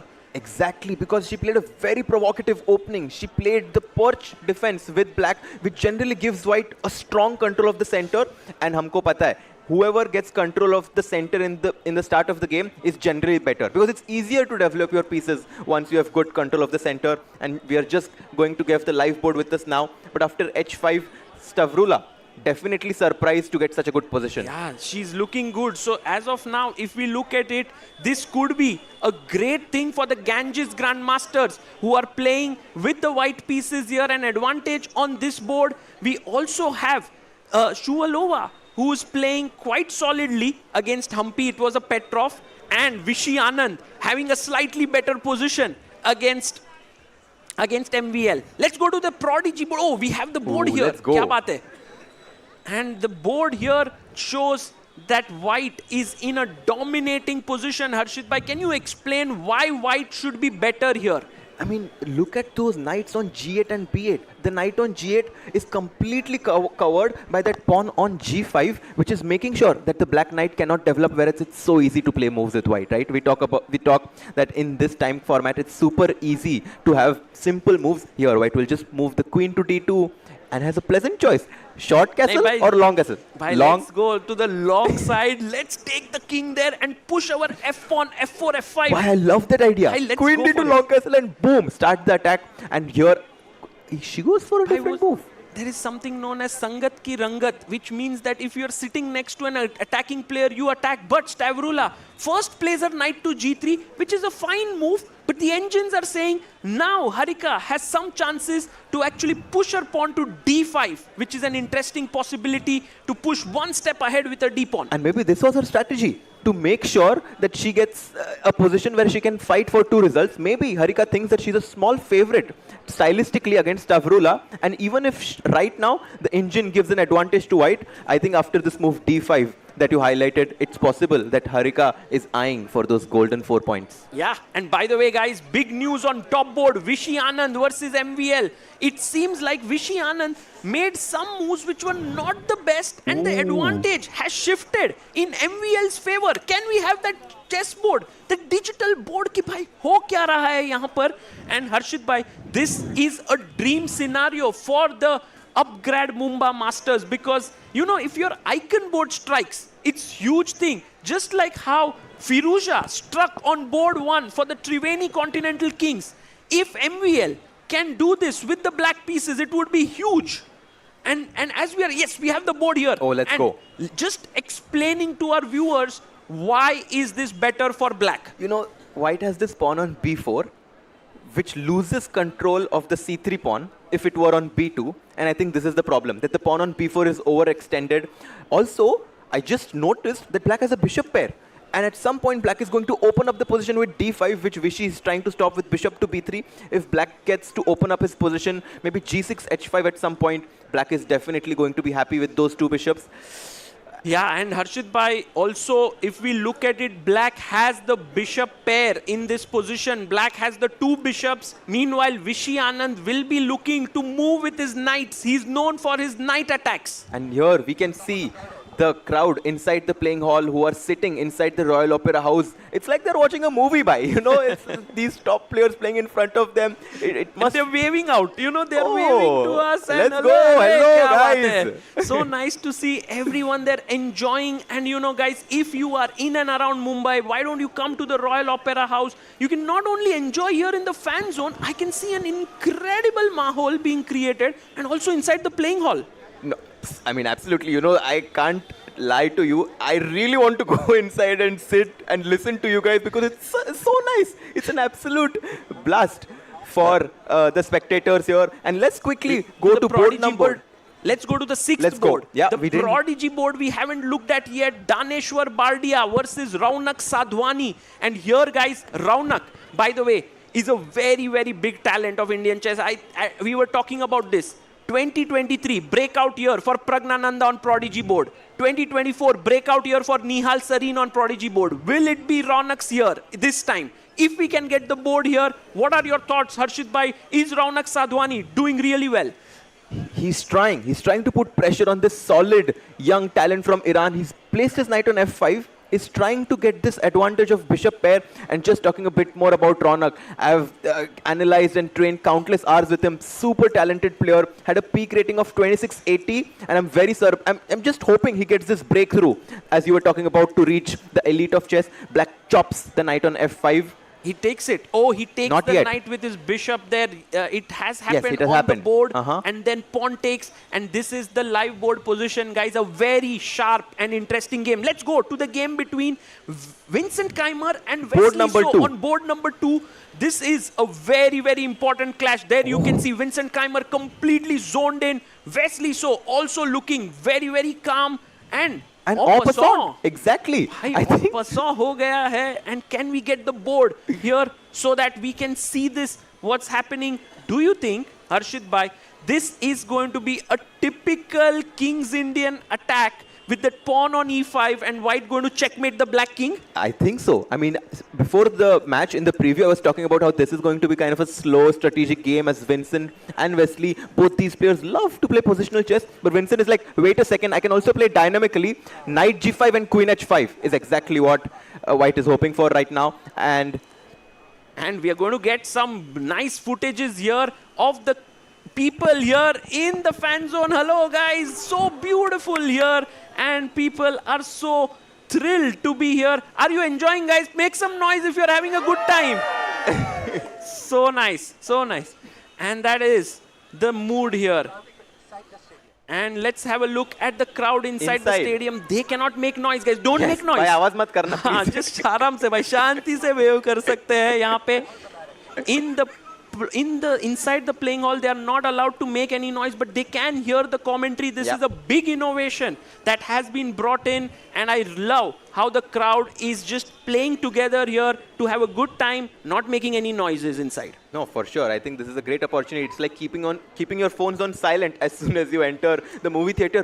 Bishop to a6 was the last move played by Wesley, and he has pinned this d3 pawn to the queen on e2. भाई, एक बात बोलूं क्या? हाँ भाई. मुझे लग रहा है कि विंसेंट काइमर मेट करने वाला है वेस्ली सो को. ये पोजीशन इतना डेंजरस है.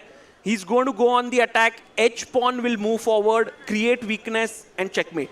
I think we both can unanimously agree कि एक knight sacrifice तो होने वाला है. It will happen. This one is going to be a huge attack. We need to go to Sindaro versus Mamedyaro, board number 3, to see what's happening. In fact, at this point, I do have a feeling that the match is really balanced, with MVL putting pressure on board 1. We have Vincent putting pressure on board 2. So that looks even. What's happening on board 3? Is Javokir Sindarov putting pressure, or Shakhriyar Mamedyarov? If we can get the board here, what's your take here? Very even, Harshit bhai? It's very even right now.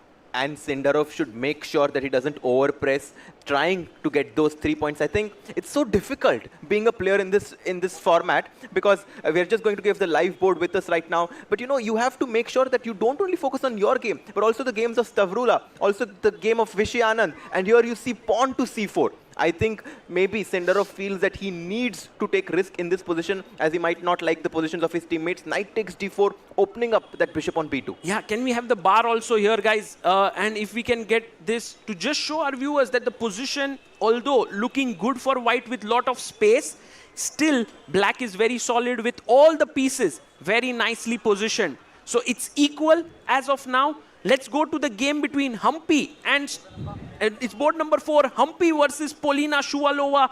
What's happening here? And by the way, let's zoom in on this board. Harshit bhai, is Humpy in real trouble at this point?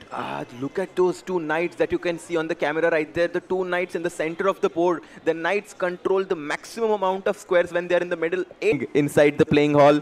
Do you want to quickly take a look at the icon board between Vishy Anand and Maxime vachier-lagrave, as Maxime has played some fantastic sequence of moves? Yeah, let's go. I think Maxime vachier-lagrave looking so confident here, so calm. I know that Upgrad Mumba Masters really love him. He has been representing that team for 3 years. But so is Vishy Anand for the Ganges Grandmasters. He's been there right from the beginning. Let's have the digital board here to just see what's happening. Harshit bhai, is MVL taking over? He has just sacrificed a pawn. Well, he is going to recapture it, but recapture it back with a lot of compensation, as he has taken the pawn on d5 Anand and rook to d8 by Maxime. It feels like c6 ka bishop mar raha hai, but don't even think of taking that poison will bishop take on the c6. queen. Exactly. And if the knight will take the pawn in the center, Harshit bhai, then at this point, it will be black who will be better, and he takes it. He takes the pawn. Yeah. Is Vishy Anand in big trouble here? That's the big question. I think we were talking about how the pawn on c3 is going to be a weakness as soon as that pawn was pushed to b4. And I think it's turning out to be true, as the knight on d5 puts pressure on that pawn. Black, Maxime vachier-lagrave, is looking quite good on the icon board here. Yeah. So Vishy needs to be careful. He has to play calmly. It's still possible to salvage the position. It's not really bad. But if you are white, and let's say after what, 20 moves or so, if you land up in this position, that's not good news. We have to actually check out the game between Vincent and Wesley, because we were talking about that Vincent will go on the attack And I believe The board that number 2. he is doing that. Board number 2, let's have a look at that. And meanwhile, board number 2, let's have a look at Vincent versus Wesley. So yes, there we have them. And Vincent looking, you know, he's just kind of rising up in his chair. He's moving ahead. He can sense that there's something happening. Meanwhile, Wesley so looks a bit worried, bit tense there. And just by their body posture, it's easy to tell that Vincent is doing quite well. Very confident posture there by Vincent. He's so versatile. We were talking about him launching an attack on the king side. But right now, Sagar Bhai, he has placed his knight on the queen side. The knight has jumped into b5. Queen drops back to c2, away from that pin. As we have our live board in front of us, white is still ready. He's eyeing on both sides of the board. The queen on c7 is currently falling. Queen moves, then knight g5. Yeah, the knight can jump in and there could be a mating attack. Okay, Harshit bhai, it's time for us to do a roundup here. Yeah. What's happening? Who's ahead? Is Ganges Grandmasters ahead or are the Upgrad Mumba Masters ahead? Let's go from board number 1. Vishy Anand versus MVL. Who's better? I think MVL is better on that board. So on icon Upgrad board. Mumba But Masters. right now, Ronak kind of was shaking his head. What happened on that game? Can we quickly go to the my 6th God. board? Big Let's go to blunder. the Prodigy board. Big blunder, guys. Can we go to that game and Ronak resigns? What? Unbelievable, unimaginable mistake by him. As Daneshwar says, gives his apologies, and Ronak just gets up from this chair as he hung a whole bishop on a3. What? Free bishop? Free bishop. He just gave it. Guys, just think about it. If we can get digital board And there. 4 points for the team of Yeah, Upgrad Mumba Masters. Oh my goodness. Daneshwar Bardia, the boy from Iran who just came in. The position, Harshit bhai, was equal. White was even doing quite well. He had a bishop pair, and then Ronak placed his bishop on a3 as he sits there and contemplates. And you can see here on the live board. Can we get the 6th board on our screen? Director Saab, if we can show there, it's in the middle, but if we can get that board to just show our viewers. It was a free bishop. We can maybe show it to you at the end of the game, but think about it. If a queen is standing on e7, he simply played bishop a3, queen takes a3, boom, free piece. Kuch nahi. Aise kaise ho gaya? Pressure. And this means that the Upgrad Mumba Masters is suddenly a huge favorite in this match. As on board number 1, the icon board, Maxim vachier-lagrave doing well with the black pieces. On the Prodigy board, they've already gotten 4 points. Oh my God. But quickly going to board number 4. We are getting a lot of action. Mistake by Humpy as Polina Shuvalova has a tactic. So Polina Shuvalova is a big hope for the Ganges Grandmasters, because if Polina manages to get 1 point back, it would be very, very good for the Ganges Grandmasters. Right now, the match is not looking great for them, but if Polina does well, Vincent does well, Javokir does well, and Stavrula does well, Ganges can pull this off. They can, and Polina needs to realize this moment, this opportunity in front of her right now. Is there Can we get the board? Can we get the board here to just show this big moment? What's happening, Harshit bhai? Is there some tactic that you can see? There is a tactic. Oh my God! We should get the board. And we should see this tactic where there is a big moment, because the pawn has been pushed forward, kicking the knight in the center. There we have the board. The knight is attacked there. And what is the move? The tactic is knight captures the pawn on c6. Okay. And listen me out here. Yes, pawn takes back the knight. c6. I capture your rook on e8. Okay. And then somehow I have this move knight e6. Not easy to see. I'm not saying this is easy to see, but it exists. Harshit bhai, my feeling is, can we take the pawn on b7 with our knight instead of c6? What? And then rook takes, and then knight c6. No, maybe not. Maybe not. What's happening? Is somehow we need to utilize our bishop on b3, controlling this knight on d5, which protects this. So you chop the pawn on c6, and somehow after knight e6... Did it? No, she didn't. Did she take? No, she came back. She came back. She missed it. And Humpy is back in the game, guys. If Harshit bhai could not figure out the complexities with the analysis, with the bar, it means it was a tough move. It was tough. And so Polina Shuvalova missing it is quite understandable. Let's go, and Humpy takes on g3 here. She takes the bishop, and black is back, which is great news for the Upgrad Mumba Masters, because, you know, this could have really given Ganges Grandmasters their one game, 1 point back. If Paulina Shuvalova does not win this game, Yeah. this match is over. Oh, Upgrad bhai. Mumba Master That's wins. too big a For sure. statement. No, for sure. Because they're already leading 4-0. Yes. Paulina, even if she wins, she only gets 3 points. Correct. Because she's playing with white. MVL already better with black. Oh, let's go to the icon board. MVL Oh, man, winning completely against winning. Vishy Anand. What's Things- happening there? And look at MVL. He's like, भाई आज तो मैं जीतूंगा यहाँ पर. Mumba Masters, of course, Mumbai is their hometown. They will be feeling that energy, yeah, from the entire crowd. Getting from bad to worse for the Ganges Grandmasters here as MVL sacrificed an exchange. We are just going to get the live board with us right now as Maxim is breaking through on Vishy's king. Yes, and by the way, let's get the digital board here because Harshit bhai, it feels like Black's pieces are just coordinating so well. It's so beautiful to see the Black pieces doing excellently in this position. I mean, guys, And MVL. Look at his intensity. Look at the intensity with which he's calculating.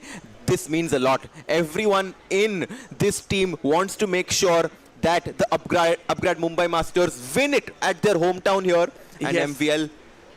And by the way, guys, over here, I'm pretty sure in the fan zone, there are a lot of Vishy Anand fans. They are like, Arey, bhai, Vishy Anand, we want you to win. The evergreen maestro, 56 years old, he just celebrated his birthday on the 11th of December. But this tournament is going to be super difficult for him. Have MVL And- sacks a knight. No, he takes the G2 he pawn. takes the G2 pawn. Can we have the digital board? And there we have it. The bishop on c6 protects that knight on g2. And the white king is in shambles right now as knight h4 to f3 check is going to lead to a deadly attack on white. But for that G2 pawn that he has lost, Harshit bhai, white is an exchange up. Vishy does have a rook for the knight. So that means that if he can somehow weather the storm, he would be better. But the storm is too strong. Yeah, somehow I want to get rid of that bishop on c6, which is such a deadly bishop. You want to get rid of the bishop on c6, guys, but some things in life cannot be gotten rid of. And I think you all have that something in your life. It doesn't look really good here for Vishy Anand. Let's go to the next board. Harshit bhai, here there are many interesting games that are going on. Which one should we go to? I think my guess is, should we go We to have to go to Harika? Harika's game. Board number 5 as Harika, the game we were talking about where she played this provocative opening, has suddenly gotten a huge advantage as white overpushed. Her Bhai. strategy has worked perfectly as white pushed his pawn to f6. Can we get the digital board just to show you guys? Sometimes you will overpress in the position and then everything gets shut down and then the counterplay begins. By the more games we are looking in this match, it feels as if we are looking at potentially a clean sweep by Upgrad Mumba Masters. No, by the way, on board 2 and 3, Harshit bhai, we must be like Vincent Keimer and Javokir Sindaro for Ganges Grandmasters can strike back. So it is not a given yet that the match is over, but here we can see, by the way, this is the Humpy game. Yes. If we can have Harika versus Board number Stavrula, 5. this is board number 5. This is Humpy. By the way, Humpy Humpy is is also slightly worse. Humpy is worse. Which means that Ganges are better on 3 boards. It's Oh, a very man. open match right now. So कुछ भी हो सकता कुछ है. भी हो सकता है. So if on the Prodigy board and the Icon board, the black players win, they get 8 points. But if 3 players from Ganges win with white, they get 9 and then they win the match. Yes, I agree. So कुछ भी हो सकता है. At this point, I think every single game matters and has its weight in gold. This is not the board. Can we get full screen on Humpy and Stavrula? So then, Harika and Stavrula, and then we can get the digital board on board number 5. And there you can see Harika takes. Pawn Papasan, takes. best move in the position, and her advantage is growing with every single move that she plays. On the other hand, Let's go to board number 3. It's Sindarov versus Mamedyarov. Let's come back to this one later. Sindarov is playing Shakhriyar Mamedyarov, and I think the form that Sindarov is in, Harshit bhai, usko kaun rokega? bhai, wo is here to show why he's known as one of the best Bhai, players. वो Magnus Carlsen Bhai, को हरा के आया भाई South Africa में, almost like He he defeated beat him in the rapid on and demand. then huh? On demand. मतलब On पहला demand. game हारा था and second game he beat Magnus on demand. And here, I think the move that he played pawn to c4, gaining space, I think that point was when he decided कि ये game मैं जीतने के लिए खेलने वाला हूँ. And now knight to f5 at some point is going to be a powerful move, but it's pinned. फिलहाल king g1 पे, so maybe tucking the king to h1 and then knight f5 could be a strong idea. Yeah, there is a lot of potential in white's position here, guys. क्योंकि वो जो pawn center में है वो इतने strong है white के कि right now it doesn't look that Shakhriyar Mamedyarov is in a good position, but Shak is one of the trickiest guys out there, so we cannot write him off. Meanwhile, we can quickly go to our icon board, yeah, let's because go there. Vishy Anand Board one. is in trouble here.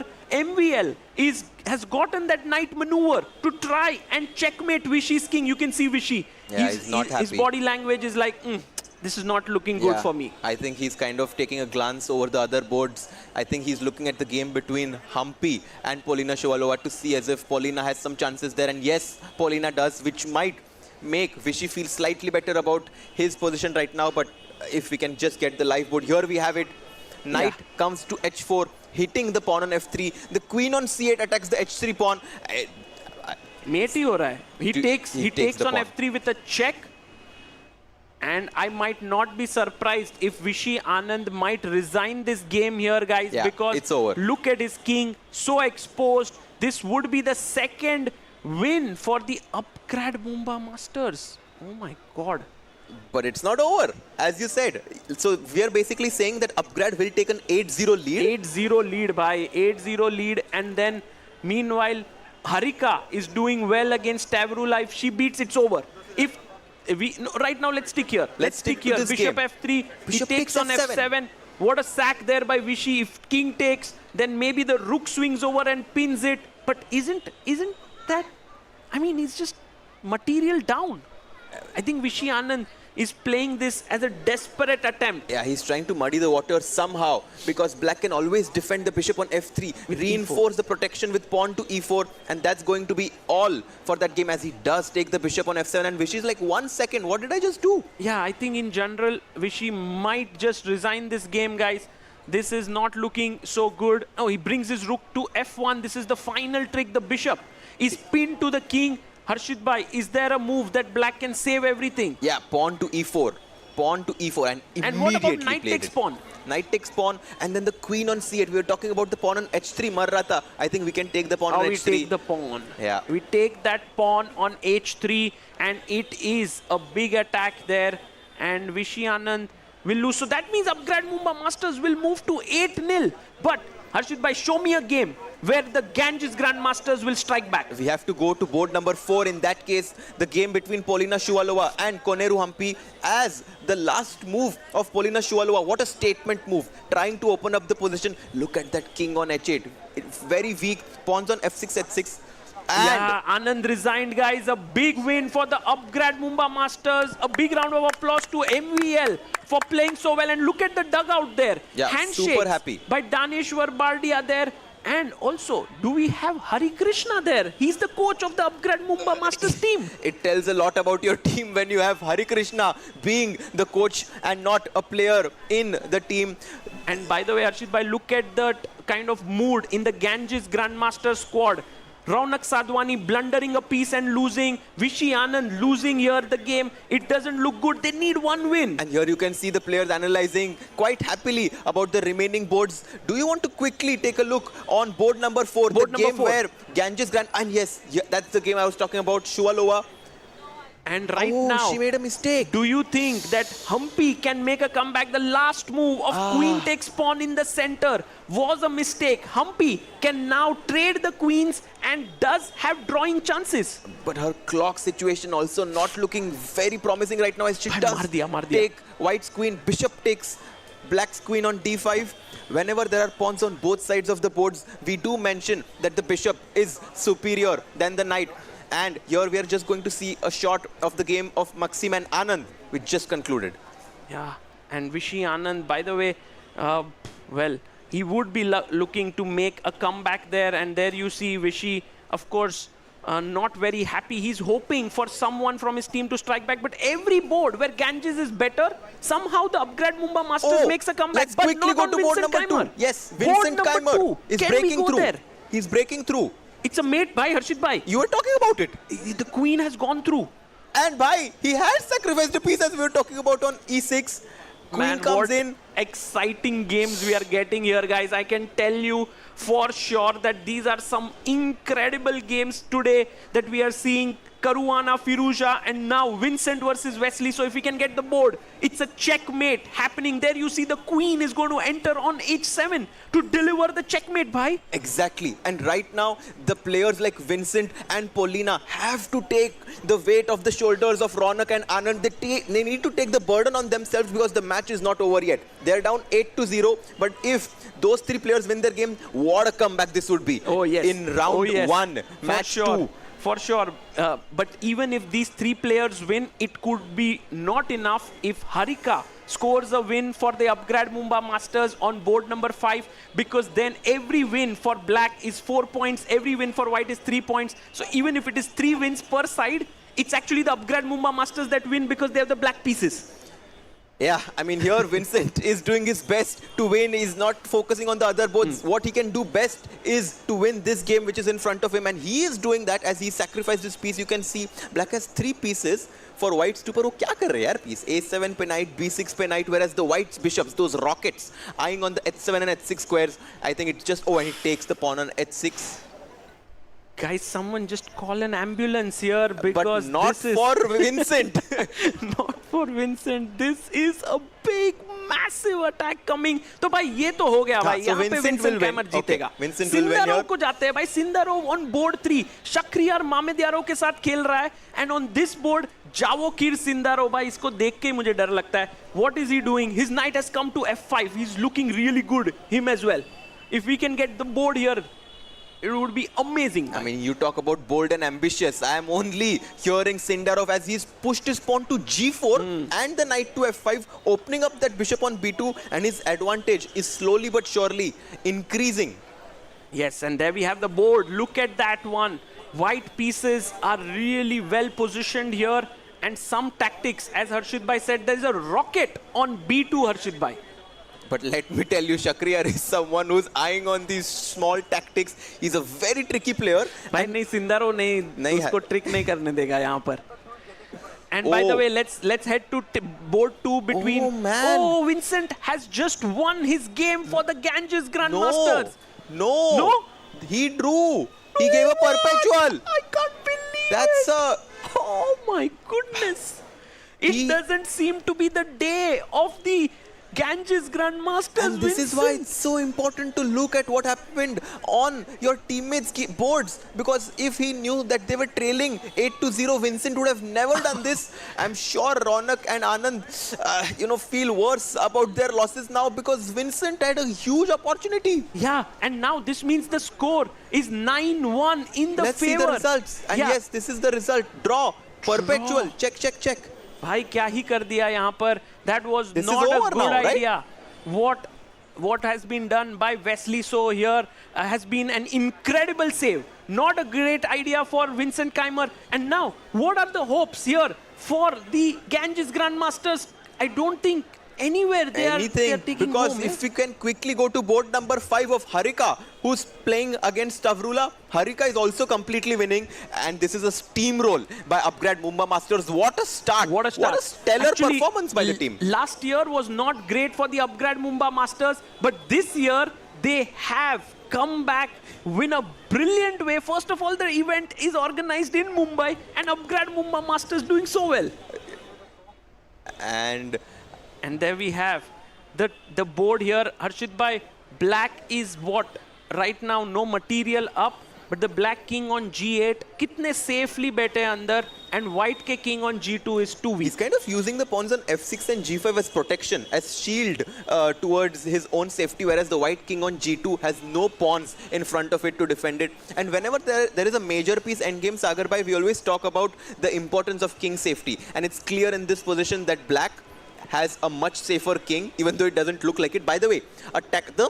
And here the arbiters are like, maybe you can do a quick photo as the other match will begin in about 30 to 40 minutes from now. But what a match. And there you can see Ronak. Ronak is like, no, this is not great. And a proud moment for Hari Krishna. Harshit Bhai, if you had to choose the man of the match for this one from the Upgrad Mumba Masters, who would it be for you? I think it could actually be Wesley So, it might seem unusual to choose Wesley So. He did not win his game, he drew his game, but you know, to draw from a losing position against someone like Vincent Keimer is a huge result. Yeah, it's a great result. Also, MVL played an incredible game to beat Vishy Anand. But maybe this game, if Wesley So would have lost, perhaps the momentum would have gone to the Ganges Grandmasters. So for that very intense save that Wesley So made, perhaps he should be given the man of the match. But there you can see the arbiter, Ashot Vardepetian from Armenia. He's calling out the results, and we have a shake of hands for the team. That's a nice touch there. Yeah. And the player of the match, Wesley So for us, who drew a completely winning, drew a completely losing game. It's a very unusual man of the match, but I think the team deserves it. Yeah. And Wesley So deserves it there. And such smiles. I think, Harshit bhai, when you start off with such a win for your team, it's really puts your team in such good spirits, right? Exactly. The morale of the team is going to be high. The Josh of the team is going to be high here as they are going to take some rest and get ready for round 2. And by the way, guys, there the team is moving out from the venue.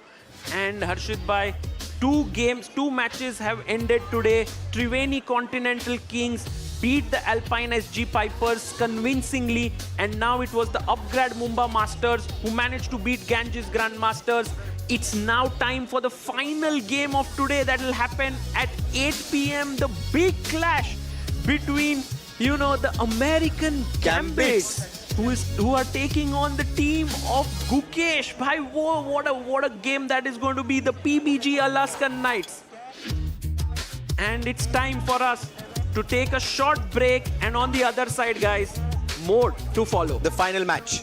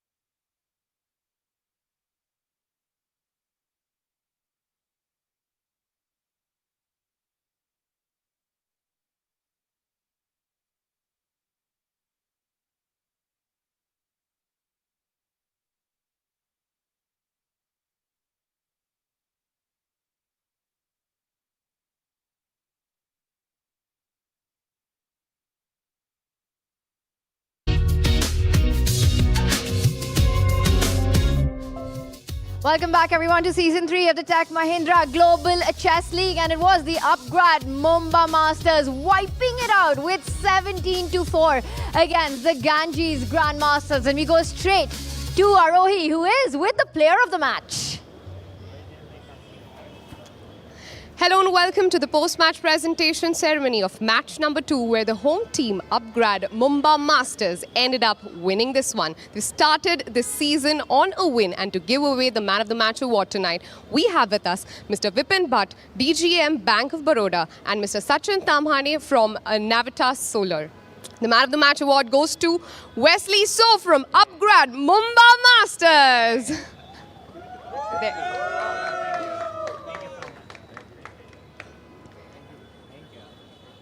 Yes, now Wesley, can we have that celebration face again? Yeah. Well, I didn't win my game, so I shouldn't be the man of the match because 4 of my teammates won, which was amazing with the black pieces. So it's a really great start. I'm a bit nervous, but we have a great team with a great synergy. We're not the highest rated, but I think we have a very good connection and in good terms. Also, we have a great captain. So shout out to Pentala Hare Krishna because he's done a really great job, and he's like dead tired right now running on. So how does it feel starting the season with a win, although you lost, but the team's won? No, I didn't lose, I drew. You drew? Tie. Yeah. All right. So now that you're in Mumbai, tell me this, the last 24 hours, how have they been? Been great. I was very nervous because this is my first game in the Global Chess League. I've never played before, so I'm not sure what to expect. But once it gets going, then you just keep going. So absolutely. One word to describe today's game. Thrilling. All right, congratulations, and hopefully you go much more ahead in this tournament. Yeah, thanks for everything. All right, thank you so much. Back to you. Congratulations to Wesley. Congratulations to the Upgrad Mumba Masters, guys. 17-4. In our pre-show, we call this a closely contested battle. It was anything but that. Were you expecting such a clean sweep? That was a really dominating performance by the Upgrad Mumba Masters. And I think what happened is that the Ganges Grandmasters dug themselves into such a big hole pretty early on with that piece blunder on the Prodigy board, and Vishy's also kind of unfortunate middle game. So they were down 2 games, that's 8 points, very early on. And I think they had, the Ganges Grandmasters still had chances in this match, but it's really hard to just like win everything on demand to make it happen. Very tough spot for the Ganges Grandmasters. And Harshit, I want to come to you with something that Wesley mentioned there. He drew his game. There were 4 players who won. He was the player of the match. He saved a very difficult position. Were you surprised with Vincent Keimer not playing on, given the Ganges Grandmasters match situation there? Absolutely. I think it was a big turnaround in that match, and that's why I think Wesley So was given the man of this round, as if Vincent won that game, it would have been a turnaround in terms of momentum. And I think Vincent maybe was not looking at what was happening in the other results, as if he knew that, I'm sure he would have not made this decision of repeating with a perpetual. Well, speaking of results, let's take a look at how the matches went on every single board. And there was one team that shined through top to bottom. And there we see, just marked with a lot of 4s, except on one board. And that is the Polina win against Humpy. I will say one thing. Hari Krishna's decisions for the Upgrad Mumba Masters to start with the black pieces, really paying off. Exactly. I was just going to say that, and you hit the nail in the coffin there, because Maxim, Shakriyar and Harika made the most out of what they could do. They got 4 points for the team, and that 12 points in just 3 boards. I don't think you can do more than that. Yeah, Harika, she played a very risky opening, kind of like a hedgehog style, inviting a lot of pressure, but eventually her opponent's king was just too weak. She took advantage of that. Shakriyar was also under some pressure, but then his opponent made an incorrect piece sacrifice, and then he took over the game. Well, you know what? Let's remind everyone of one of the defining moments that happened here, which I think stunned us all completely, and that was from the Prodigy board coming up. And we will take a look at how that played out. And this was the moment, the absolute shocker. This one, Bishop A3, and he just takes the Bishop on A3, and look at Ronak there. He's like, what? What Can you believe it? It's a Grandmaster, a one mover here, and this decided, and just with that, head to the side. everything over. Irina, impossible to come back from, and he resigned. He resigned, and even Daneshwar was not happy to win a game like this. But obviously, he's going to take the win. He's going to take those 4 points for the Upgrad Mumba's team. And you know, it was such a bad start for the Ganges Grandmaster with this blunder bishop to a3. Tough. Yeah, in a game where the game hadn't even really started yet, right? It was just kind of an equal position, and that was a free bishop that White gave away. I have never seen anything like that. And the thing is, it's the kind of mistake that you cannot come back from. Oh, I've seen something like that. You know, it reminds me of my friend Surya, how he blundered the checkmate on f2 in the world. I think it was the World Rapid. Do you remember that one? That was also. I mean, once in a while you see some crazy things. Yeah. When it's for a team. Yeah. You know, that's when you know the pressure's on you. And this was just the start of the nightmare for the Ganges Grandmasters. It was also on the icon board. A controlled performance by Maxime vachier-lagrave there with the black pieces out of the Spanish opening. And I have to say, it almost felt like Vishy never got a chance. And he finished it off tactically to perfection. I kind of thought that Vishy is going to do really well in this Spanish opening, but somehow this exchange sacrifice by MVL, this aggressive play as soon as he got those bishop pair, once he got the chance, he never gave up. And here, this was the moment where Vishy sacrificed a bishop on f7 and then resignation as the sacrifice did not work out, and a big win for MVL on the icon board. Yeah, it was probably a mistake for Vishy to give up the bishop pair, because when MVL blasted through the center with his move d5, he took over the initiative and he never let go. Yeah, wow. What an action-packed match that was, and it was an Upgrad Mumba Masters show. So a lot of cheer there for the home team. And of course, the action doesn't stop here. We've got the final match of the day coming up in just a few, and that's one that you don't want to miss. It's going to be the PBG Alaskan Knights taking on the Fyers American Gambit, and that's where we deep dive on the other side of this break.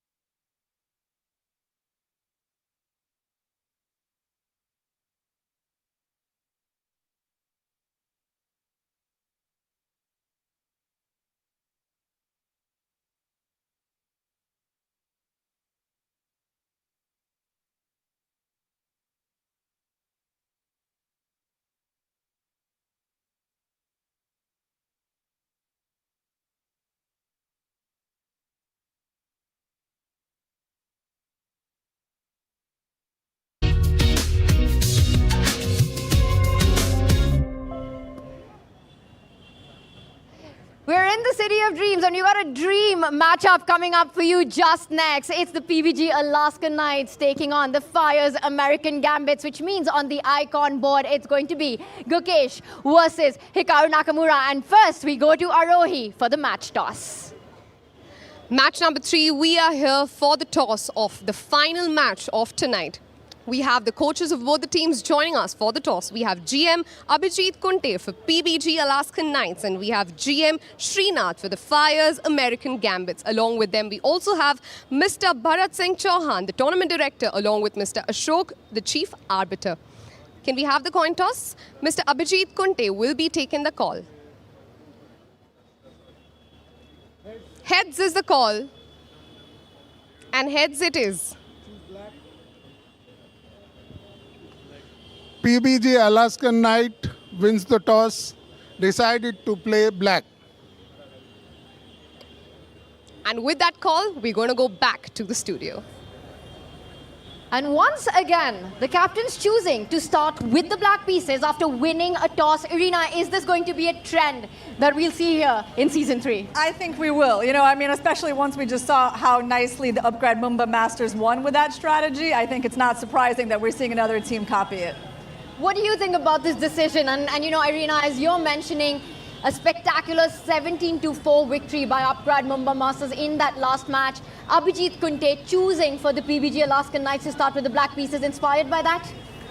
And you know, this means that Gukesh is going to play with the black pieces. Woof. This is the same color that they played in the India versus USA match where Hikaru Nakamura won against Gukesh. And we've all seen what happened after that. Hikaru celebrated with something iconic. Will we see Gukesh make a revenge and do something similar? Very curious to see what happens on this board, as Gukesh is going to play with the black pieces, and then we have Artemiev, who's also going to play with the black pieces against Dominguez. Yeah, in that game, actually, Nakamura started with 1b4. Oh man, That key game where he threw the king had a very unusual opening. But I have to say that Gukesh was playing that game really well, and it's not like he was having a bad position at any point until like the final key seconds. And that's what Hikaru is so good at, right? When it comes down to the final few seconds, he's somehow able to find these tricks, somehow able to find these resources which put their opponent in difficulties, and that's what happened. Gukesh, when it came down to the time scramble, was unable to resist the pressure, and Hikaru won that game. Well, when you're playing against the 5-time US champion, you have to think fast, you have to play faster. The pressure will be on the world champion Gukesh. The India versus USA match, recent one that you guys are talking about, the iconic king toss by the icon here, of the Fyers American Gambit here. He'll have to really step up his game to get that into go, but I would love to see something like that happen. Irina, what are the chances we get something crazy at the end of this matchup? I mean, I don't see Gukesh throwing a king. Honestly, it doesn't seem to fit his personality. Were you surprised by the whole? I was not. No. And honestly, I didn't really see the controversy there, because as I watched this match as a spectator, it was obvious that it was really involving the audience. It was an exhibition rather than like a typical tournament. It was a show. And that's why throwing the king was, you know, fine for that setting, because it was a show. Yeah. So yeah, I was not feeling indignant, you know, seeing the chess etiquette breached. Mm-hmm. And Harshit, you were calling the action right there. You were present. If you're in Gukesh's corner right now, what are you telling him before his match against Hikaru today? There's nothing to tell Gukesh. He knows what to do. He has done that before. He's the world champion. And I think sometimes the silence speaks louder than the words. And I think we might see Gukesh do something like that, win the game, and just slowly walk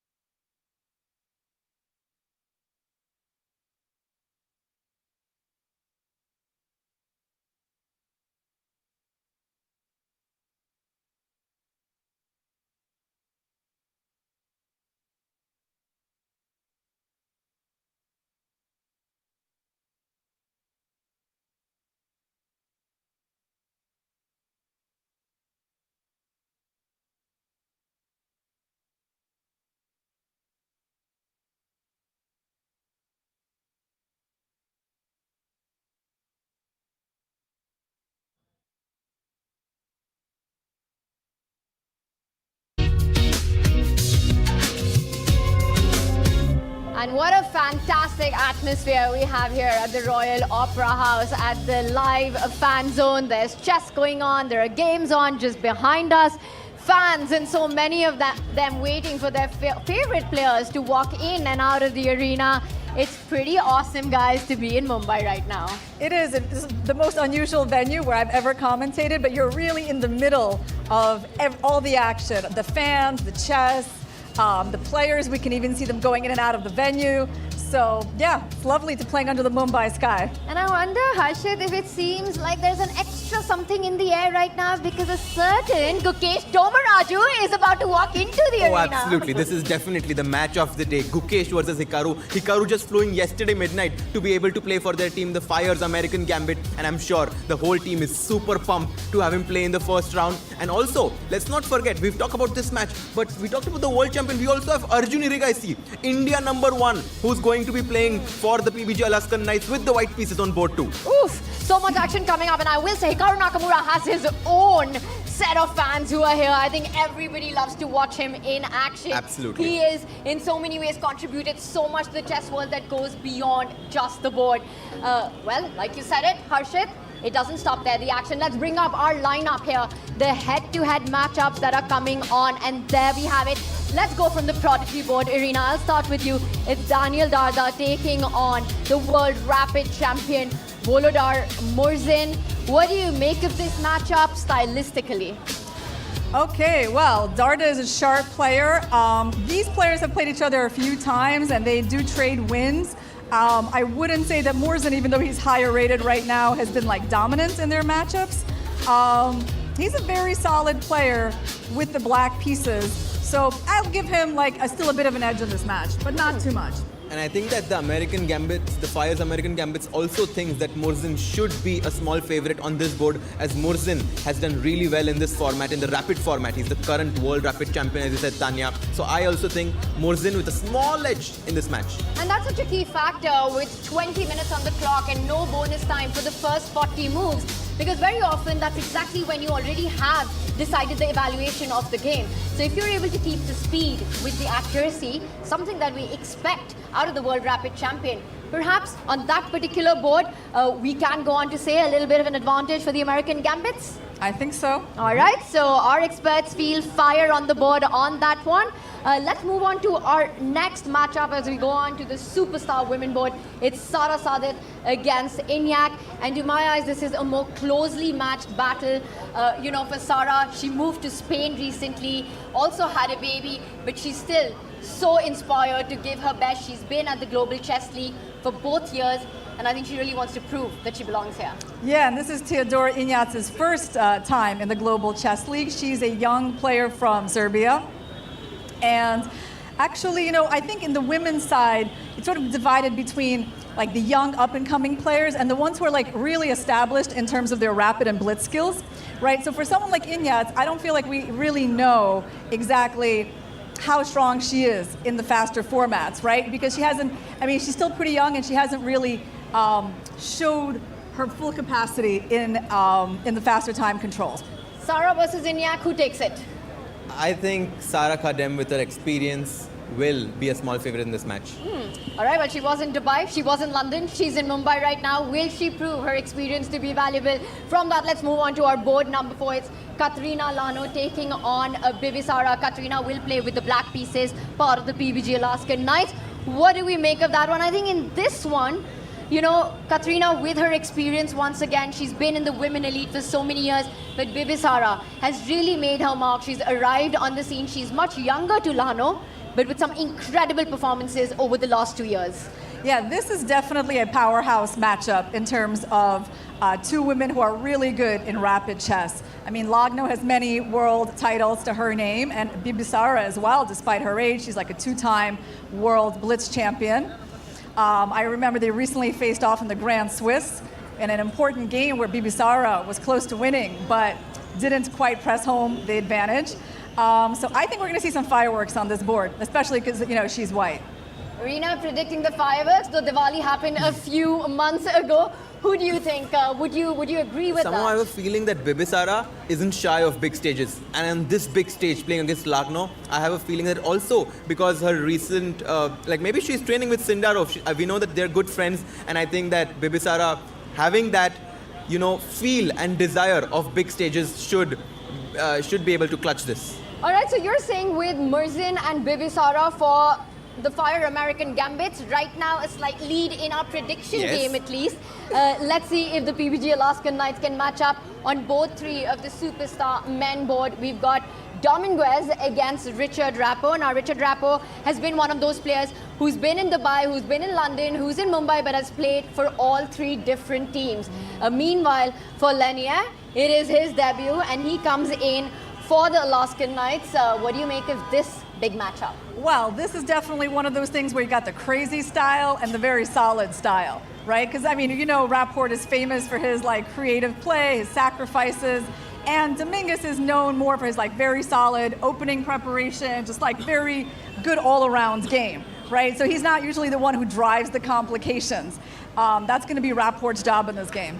I love that call that you make. That stylistically, it's such a clash. For Lenier, a more positional strategic approach, while Richard Rappo, who was part of the Dinglerin team for the World Championship against Gukesh, coming up with those opening offbeat ideas. He's somebody we know always makes chess interesting, and I think this one's going to be a fun one. Potentially could be the decider. Oh, for sure. I think, like, you know, Dominguez is this objective player who wants to keep things under control, whereas Richard, he's like, I want to mess no matter what, because in these chaotic positions, he becomes really strong. His ability to go into unorthodox positions and take his opponent into unfamiliar territory and trick them is super good. And that's why, because I also like to play in that style, I'm going to be rooting for Richard Rapport in this match against Dominguez. But it's also the board where that strategy can backfire, right? Probably in this match, this is the one where it's like the most dangerous, where, you know, if white overpresses, the win goes to black. And we know with the scoring system here at the Global Chess League just how dangerous that can be. Speaking of a player who does bring chaos on, you said Richard Rappo. Well, guess what? We move on to the king of chaos, Arjun Aragaisi, playing with the black pieces against Artemiev. And I know, Harshit, Arjun, yep. Arjun, all the way. Yep. I don't know whom he's playing, but I'm going to choose Arjun. You didn't even let me finish the matchup there. Good. Well, he's up against Artemiev, and I have to say, Irina, to my eyes, this once again feels like a clash of styles. It does, you know, and I do think, like, you know, in terms of name recognition, of course, you know, Aragaisi right now, you know, in like the top, you know, 5 in the world, right? And Artemiev has slipped down a little bit in the rankings, in the classical rankings, but he's still quite high rated in blitz and rapid chess. And I guess this is like what he's going to be bringing that, to this match is his skills and those faster time controls. And let's remind everyone that PBG Alaskan Knights was the team, in fact, who made it to the finals in Season 2 of the Global Chess League. They went down to the Triveni Continental Kings, but had a fantastic run. So it's something that they want to continue, but this time step it up with that goal. And we've come up to see that how day one really sets the tone for these things, you know, in the first initial days, seeing the form that the teams bring in. With Gukesh and Arjun coming on at that top 2 board, the team has to be feeling good for PBG Alaskan Knights here. You know, we were doing the prediction for the previous round and looking at what happened in the result, I have no idea what to predict. We need a new panel. But this one, yeah, I mean, it's Gukesh versus Hikaru. Everyone knows that Hikaru is probably one of the best speed chess players, not just right now, but even it's possible that the whole time that chess has been played. Gukesh, on the other hand, he definitely has that fire within him right now to somehow beat Hikaru. He's not going to have Hikaru Nakamura extend his head-to-head lead against him, and I have a feeling that Gukesh is going to be the inspired one in this match. How important is this icon board going to be in this matchup? Well, it's going to be really important. I think what's helping Gukesh also is how late Naka arrived to Mumbai. I think that's kind of important that he just came today, and that doesn't give him tons of time for recovery. We don't really know how he's going to be feeling, so I think there's a chance that's going to impact. I love that point that you make, because it's also a long journey. Hikaru Nakamura did get into Mumbai today around 10 a.m. He plays the first match here. Of course, the team still wants it. And once again, a friendly reminder to everyone, the two iconic wins on the icon boards, the teams did go on to win in the previous two matches. Ali Reza Firuza taking it in his stride. Maxime vachier-lagrave getting the job done. For Upgrad Mumba Masters, Hikaru's got his task cut up in front of him. Yeah, everyone loves the leader in their team, and if there can be someone on the icon board who can be that person who can lead the pack, that's going to mean a lot for their team. Oof, I can't wait for this matchup to start. This is going to be what an exciting way to end the day. But first, let's rewind a little bit on how things started at the opening ceremony. You know, all of this would not have been possible without that first tweet that went out back in 2020, without the vision of Mr. Anand Mahindra. Chess, ladies and gentlemen, is about balance. It's about defense, attack, patience versus speed. And so I find it very fitting that we are here in our third season in a city like Mumbai, which also has learned how to balance itself between intensity and restraint, between ambition and poise. This period of time is a watershed moment for chess in India. Not simply because of the burgeoning talent that you have in all kinds of young people, and their talent is on display now around the world, but it's because of the incredible share of mind this game has gained in India over the past 2 years. I will be remiss if I do not single out one person who was critical in bringing us to this stage today, and that is Vishwanathan Anand, a member of your own community.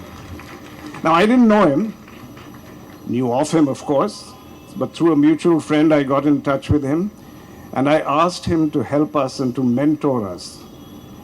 And he was unhesitating in his support and enthusiasm, and I want to personally thank you, Anand, today. Please give him another round of applause.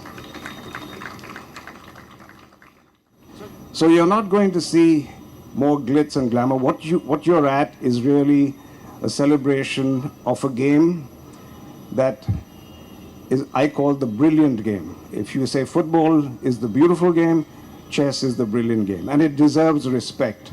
So we didn't want to make too much noise around the board. We said, let's focus on what's on the board. The man who made the biggest and the strongest chess league of the world a reality, Mr. Anand Mahindra, without whom none of this would be happening in the beautiful city of Mumbai. And kya hi atmosphere hai. It has been awesome. By the way, Reena, have you picked up a little bit of Hindi? Not yet. So far? Not yet. No one's been teaching me. Well, it's Bahut early. acha. Very good. Say that again. Bahut acha. Bahut acha. Yes. That was actually bahut acha. You did well there. Well, we're expecting some bahut acha chess from our players right now in this iconic matchup of the PBG Alaskan Knights, starting with the black pieces. They did win the toss.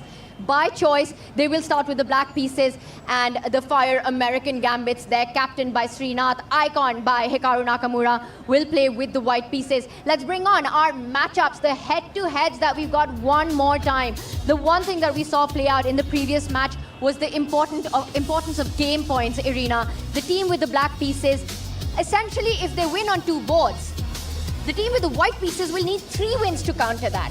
The pressure is so much on the players with the white. How do you see that? And I want to start with Hikaru Nakamura's team, with the 5-time US champion, with the world #2 currently. He's with his teammates right now. Where is he looking at those wins coming in? Okay, so I think the Fyers are looking for wins from Hikaru, Richard Rapport, Asobayeva, and Morzan. That's a lot of That's people. a lot of people. That's only 4. That's 12 game points, actually. That's just 12 game points. I mean, but they're going to be playing white, and I think that they could at least, try on those 4 boards for sure. I'm not saying that the other ones are not possible, but it seems like those are the ones they're going to focus on. And it feels as if Hikaru Nakamura maybe is behind us, as all the people are running towards him before he enters the playing hall. I also think it's very important for the team who gets an early lead in the matchup. And that's why I feel it's important that if you're losing, just prolong the game. Just keep playing. Because once you see this result, 3-0 in the favor of your opponent's team, psychologically, the pressure ramps up. And I think that's why the person taking the first lead in this match is going to win the game. But let I me tell everyone, just a few moments ago, we actually did have the Fire American Gambits, and there. Can you hear it? I don't know if you guys can hear it, but a lot of cheering going on for the PBG Alaskan Knights as Gukesh is entering the arena right now for that icon board, and scenes, massive scenes happening right here as the players walk to get ready for the action that will start in just a few moments. Now, we had arena call out on the 4 boards that Hikaru is hoping for a result. Where are you looking for it to work for the PBG Alaskan Knights? Well, definitely the boards 1 and 2. Gukesh and Arjun, two of the best players from India. One is the world champion, one is India #1, coming straight from South Africa. Before that, winning Jerusalem Masters. Arjun Irigasi is definitely riding high on momentum right now. So I'm predicting Gukesh and Arjun to kind of lead the forefront for team PBG Alaskan Knights. But that's the thing, that's not going to be enough for them. They will need one more board to get the job done, or at least to hold the games there. Well, for sure, you know, the matchup between Lagno and Asobayeva is going to be a toss-up. Yeah. So I mean, just like they can lose that match, they can win that match. They can win that game. All right, guys, final question. PBG Alaskan Knights or the Fire American Gambits? Arena. Oh, you want me to go against the Gukesh and We need to be Aragaisi super fast on this. tandem? All right, I am going to go for Fyers American Gambits. And I'm going to go for the PBG Alaskan Knights. I love it. It's India versus USA, even on our commentary panel here. Somehow it went that way, right? Just by accident. And as these two get decided on that, you know what? I'm hungry for the chess, and I know you are as well. We'll go into a short break and be right with all the action from the arena. Let's go.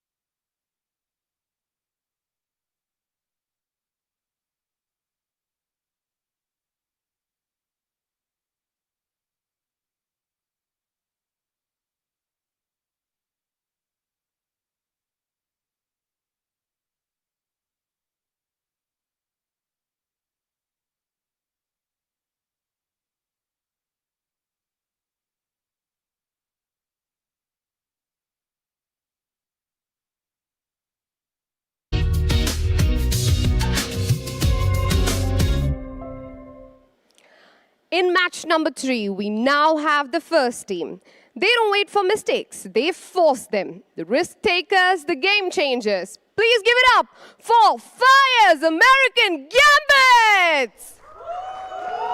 With the coach GM Srinath, we have the icon player Hikaru Nakamura, Richard Rappo, Vladislav Artemiev, Bibisara Asaubaeva, Teodora Iniak, and Volodar Murzin.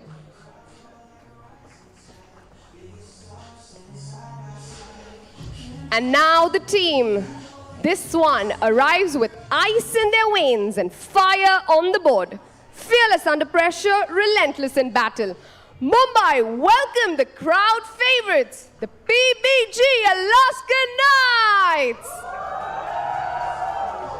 With their coach, GM Abhijit Kunte, we have the icon player, Gukesh Dombaraju, Arjun Erigaizi, Lenier Dominguez, Sara Kadem, Katrina Lagno, and the young prodigy, Daniel Darda. Back with the final match of the day. And what a thrilling ride this will be. And for this one, we've got the incredible duo joining me one more time. Bhai, maza aane wala hai. Sagar, Harshit, Gukesh versus Hikaru in the first icon board. Let's go.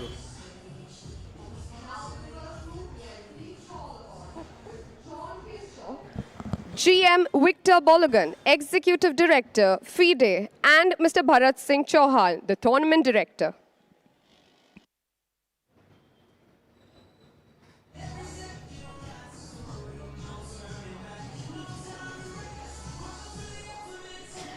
And in just a few moments, we will have the first moves by Caruana playing on that icon board with the white pieces. Ceremonial moves ho chuki hain. D4 starting with the queen's pawn opening. भाई मुझे नहीं लगता Hikaru ये खेलेगा. Normal तो मैं नहीं खेलने वाला. Knight C6 तो पक्का नहीं होगा अगर D4 हुआ तो. Yeah, Knight C6. I doubt if this is going to happen, but the board is set now. By Harshit bhai, which team are you supporting here? I'm supporting the Alaskan Knights. Alaskan Knights. Yes, sir. PBG Alaskan Knights And for Tanya. आप पहले बोलो. I will break the tie if needed. So you are the moderator. Then I am now the supporter of American Gambit. Oh my God. Hot take here. So Sagar Shah here rooting or supporting the American. भाइयों आपको क्या लगता है? Who will take this match? Will it be Hikaru Nakamura's Fire American Gambits or will it be Gukesh's PBG Alaskan Knights? After looking at that intensity. Oh, we have mixed support here. That's interesting to see. As it is with our panel as well. देखते हैं भाई, games are on. Let's go. So right now, let's go to the game first of Bibisara versus Katrina Lagno. This is board number 4 that we have. And if we can look at this board, two extremely strong players. And by the way, guys, there's a staggered start. So first the two female superstar boards begin. Then we go to the male superstars, then the junior and icon board. And I also noticed how Gukesh turned around to take a quick look at भाई लानो के board पे हो क्या रहा है जरा मैं देखूं वहाँ पे staggered start है, so can check out the openings. And we've got the board with us, Harshit, a Spanish opening here. And right, and the opening that I always love to play with the white pieces, pawn to a3, so that the bishop on b3 has a square on a2. And white's idea is to go bishop g5, take the knight on f6, and place the knight on d5. Very positional, Harshit bhai. What's happened to you? Not attacking here. Okay, so this one, early days in the opening. Let's quickly go to Teodora Harshit Iniak. is not attacking here because Bibisara is playing with white. Nah, you have to understand that. He's supporting the PBG Alaskan Knights. So वो कह रहा है, Bibisara, let's take it slow. अरे नहीं, Bibisara attack करेगी. She will play, bhai. Don't worry. Let's go to Teodora Iniak, who's actually a world-class player now. She's on the rise. Let's go to board number 5. She is playing against Sara Khadem. And Sara Khadem, of course, here playing with black. I think by position black की, Tanya, एकदम equal and अच्छी है, but इससे कुछ फर्क नहीं पड़ने वाला. I think that Theodora has a nice position here with white, you know, with queen c2, knight f3, bg2. I think black is ready to go b7, bishop b7. Tanya, don't you love black's chances? Well, you have to be a little careful. If you get b5, watch out for that knight jump towards the center of the board. That bishop on g2, the gem and glory of white's position, stopping the idea that Harshit really wants for the black pieces. Calculation to lagega, bhai. By Harshit bhai, ye game, this I used to play with white also, so I like it a lot. You know, it's not just about American Gambits. This is also one of my favorite openings. Meanwhile, we have Richard Rapport, who's begun on board number 3 against Lenier Dominguez, and look at the creative opening by Richard Rapport. By uski creativity ka koi tol nahi. G3, bishop G2, and ye khela gaya hai bhai. Can we go to board 3? That would be great. The game of Richard Rapport against Lenier Dominguez. And we'll get that up in just a few moments it. as Richard Rapport with the white pieces for the American Gambits. Bhai, F pawn push kar diya hai. Yahan se dur ki vision se, it looks like central control in this game is with white. Let's go, Tanya. Why did I just give you a high five? I think I got tricked into that. वो तो opening का ही मजा है. Richard Rapport is so creative, guys, that he makes you flow with him. मतलब कहीं पे भी देखो, Richard Rapport is excellent. Lenier Dominguez, he's so solid. He's just... No, he's happy. He's happy that white has pushed his pawns on e4 and f4, and he's hoping that he even pushes h4 at some point, because then the g4 square is going to become super weak. And I have a feeling that Lenier is kind of... ये board तो कोई और game का दिखा. Alright, but let's get on date with this one. We've got the world rapid champion, Volodar Musin. We're playing with the white pieces. Can we go, Tanya, to board 1? Let's do it. Hikaru Nakamura versus Gukesh, the big one. Everyone wants to watch this one, and they have the first few moves. It was the Sicilian opening. He started with the king's pawn move, pawn to e4. Gukesh going for the aggressive Sicilian opening. And we have this position, which is supposed... Didn't they even play this actually against each other in India versus USA? They did not, because the first move was b4, bhai. Arey, f4 or b4, yeah, they played some weird stuff. Okay. Well, no weird stuff in this one so far. Still looks like quite a battle at the center of the board. Thoda tension hai. But usually, having played some of these positions with white, the potential of that isolated queen's pawn jo d5 pe ban jata hai in the middle game, is that something that Gukesh has to be worried about? I think Gukesh has a lot to be worried about. Bye. Because Hikaru is like someone who's come like just yesterday, guys. He was, you know, he has lot of important things going on in his life right now. He's become a father. He's here at this point in this tournament. And at this point, he will be feeling so positive, Harshit bhai. Yeah, but on the other hand, Gukesh is kind of voluntarily taking up this position with an isolated pawn. And yes, it is a strategic compromise to have this pawn, as the more pieces get exchanged, white will have an advantage. But Gukesh wants initiative. He wants to somehow place this bishop, the other bishop on g4, castle shot, and somehow create some chances. And by the looks of it, Gukesh is glancing at the other boards. He feels comfortable with the outcome of the opening. When you have 20 minutes to start with, this is honestly the only time when you can actually look around at your teammates. And this is a very important point you make, Harshit, because in the previous round, surprisingly, Vincent Keimer, when his team was down, you know, a position that he could have pushed from against Wesley So, repeated. And that's something that can come to haunt you. How important it is for these players to actually get some evaluation ki bhai is board pe ye ho raha hai, this is what's required out of my game. So a good idea to get an overall view. Absolutely, and for someone like Gukesh, who can kind of control the direction of the match, being one of the top players in Bhai, board lao, look at what's happening. You said Gukesh looking for his chances. He's pushed that central pawn forward. And the last move played, it attacks the white knight. The knight can jump to the center of the board. Notice how that bishop is pinning the black knight, bhai. So knight e4 is a move that I would be very scared of, and Gukesh might be forced to retreat with his bishop to unpin. But Tanya, we have to get the board, the digital board here. It would be really cool if we can get it. Yes, and Tanya was saying that the knight can jump in the center, right? The knight can jump in the center because the knight on f6 is pinned, as you were saying, Tanya. But look at the speed with which Gukesh is playing. I think this tells a story. It says that Gukesh is well prepared and he's ready for this move, knight to e4. What is the end of this story, Sagar Shah? What's going to be the plot twist here? This is the most incredible thing for us. No one knows what's going to happen today. Whether the Kings will be thrown off the board, will they be kept on the board? Kya hone wala hai? No one knows. But I like the opening that Gukesh has played here. He's gained space, and I think right now it's even. Let's go to the next game. We have Artemiev versus Ajubai. Arjun Erigaisi is playing. Board number 2, Vladislav Artemiev is playing Arjun. And bhai kya batao, ye game, this one is right now early days, but Arjun has got the break in the center. If we can get the board here, guys. क्या लगता है ये encounter के बारे में? मुझे तो लगता है Vladislav Artemiev is known for his speed chess. Absolutely, and yes, we have the live board here. Arjun played the opening he always plays, the Semislav opening, the opening which Anand used against Kramnik to become the world champion. Here, he has just broken in the center with e5. And generally, Tanya, they say that if you can get e5 as black, you have equalized. I love it. It's maximum tension, and it's also such an Arjun position, right? We talk about chaos. He's always looking for it. So a face-off between the pawns. Artemiev takes a decision.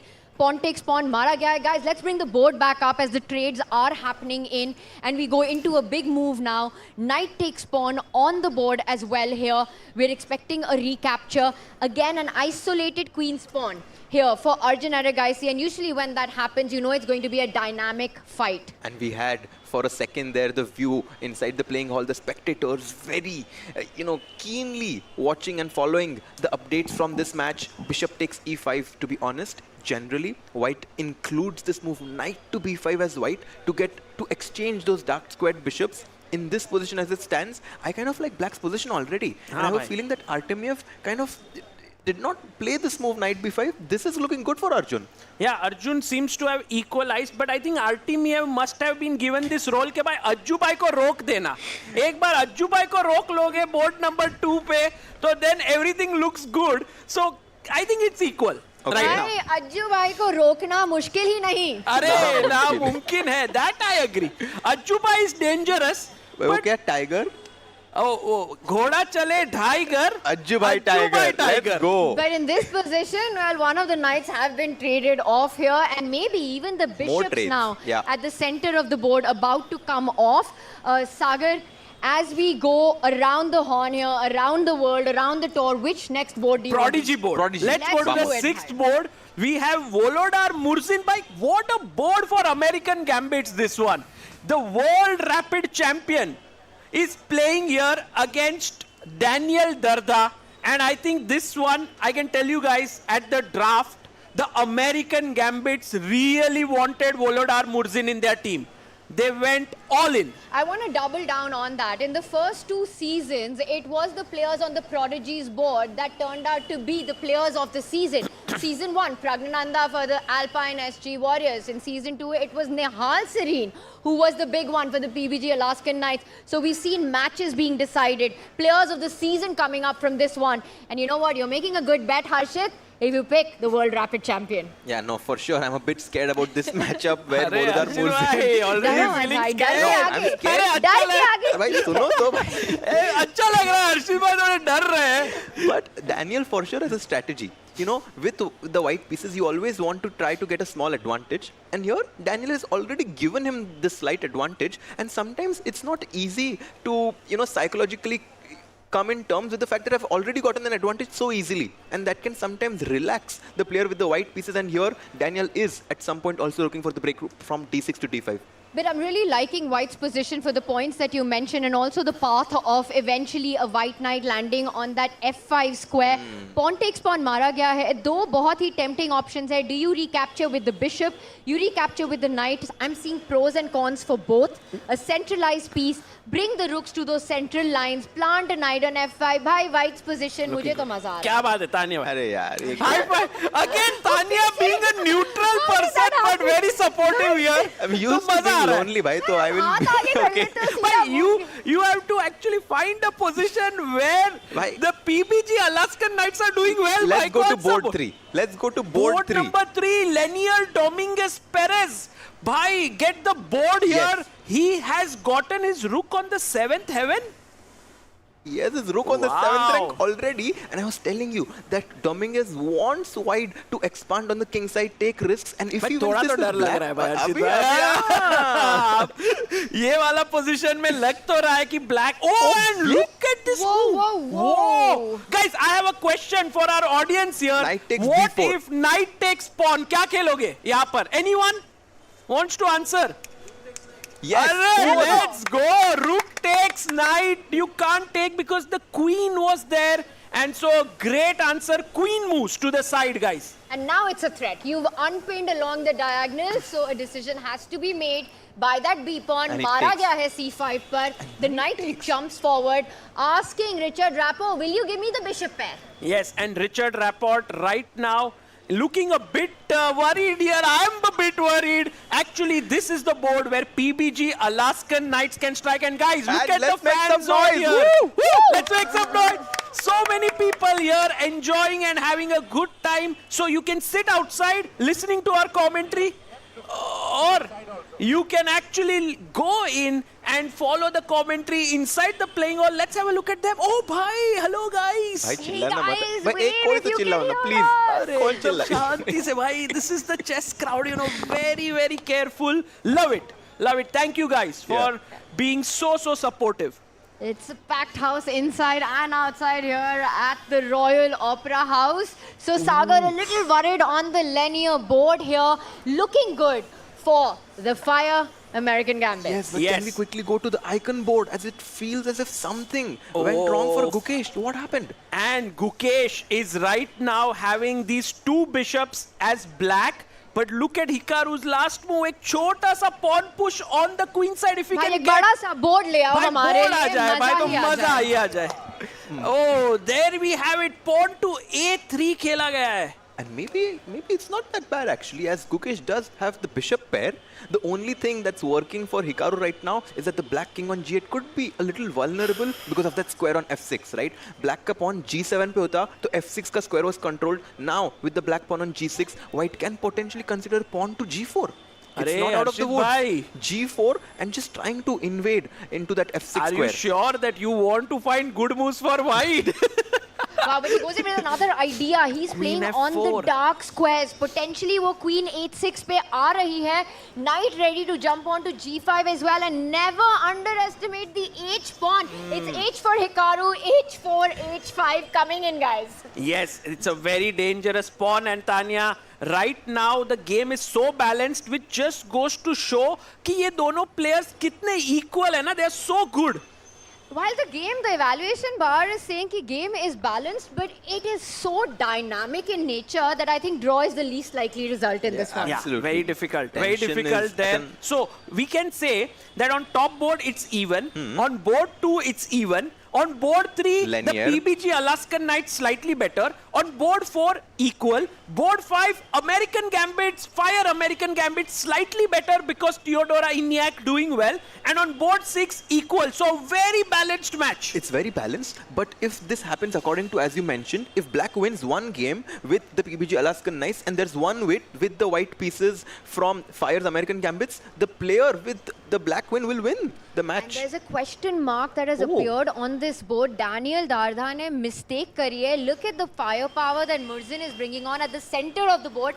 F pawn आगे बढ़ चुका है. Always watch out for the idea of the E pawn moving forward at the right time. Also taking away a key square from the black knight to jump to. Guys, I have such a nice partner in Tanya right now. Fyers American Gambit supporter here. भाई high five मत करवाना फिर से मुझसे. And but I think this is a great position, Arshit bhai. You have to agree, right, that white is doing really well here. Yeah, let's have the board. It's very difficult for Harshit to agree on anything No, right now. I don't agree because I think Daniel Dardha, yes, he's a little bit passive right now. Guys, I have an amazing news for you. भाई एक knight जो d4 पे वो कहाँ जाएगा ये बताओ. You know, Ek square. knight lands on f5 and you high five. Look at this arrow. भाई नहीं गए आप It's तक on क्यों the कर रहे हो board. भाई तुम Look at फ्री that. भाई अभी देखो भाई डैनियल दारदा आएगा भाई नाइट भाई. c5 पे लाएगा अरे भाई पर अर्शित भाई, the board has come with arrows. अरे Knight on f5 and we are live. I mean, Crazy. imagine ये knight आया वहाँ पे queen को लाओ f2 से g3. You're putting pressure on the king side on that central weakness. I actually think this is very dangerous for black. Yeah, this is looking Daniel? super dangerous, and Fire American Gambits are on fire right now, and so this is a और good board. उन्होंने एक pawn भी नहीं gambit किया यार अभी American तक तो कुछ Gambits नहीं ने. किया है. In fact, all games are looking good. Theodora Inyak, can Is we go to getting board better, 5 apparently. between Theodora and Sara Khadem? अगर ये बोर्ड को हम लेके आए यहाँ पर, तो हर्षित भाई यहाँ पर नहीं लगता व्हाइट की पोजीशन भी बहुत सुंदर है? बहुत अच्छा पोजीशन है व्हाइट का भाई इस बार. I cannot lie because it's so easy to play with white. White has a lead in development. The rooks on D1 and C1 are on open files. The bishop on E3 can jump into B6. And even though I'm rooting for the PBG Alaskan Knights, it's hard for me to argue here. It's clear that white has a lead in initiative and development.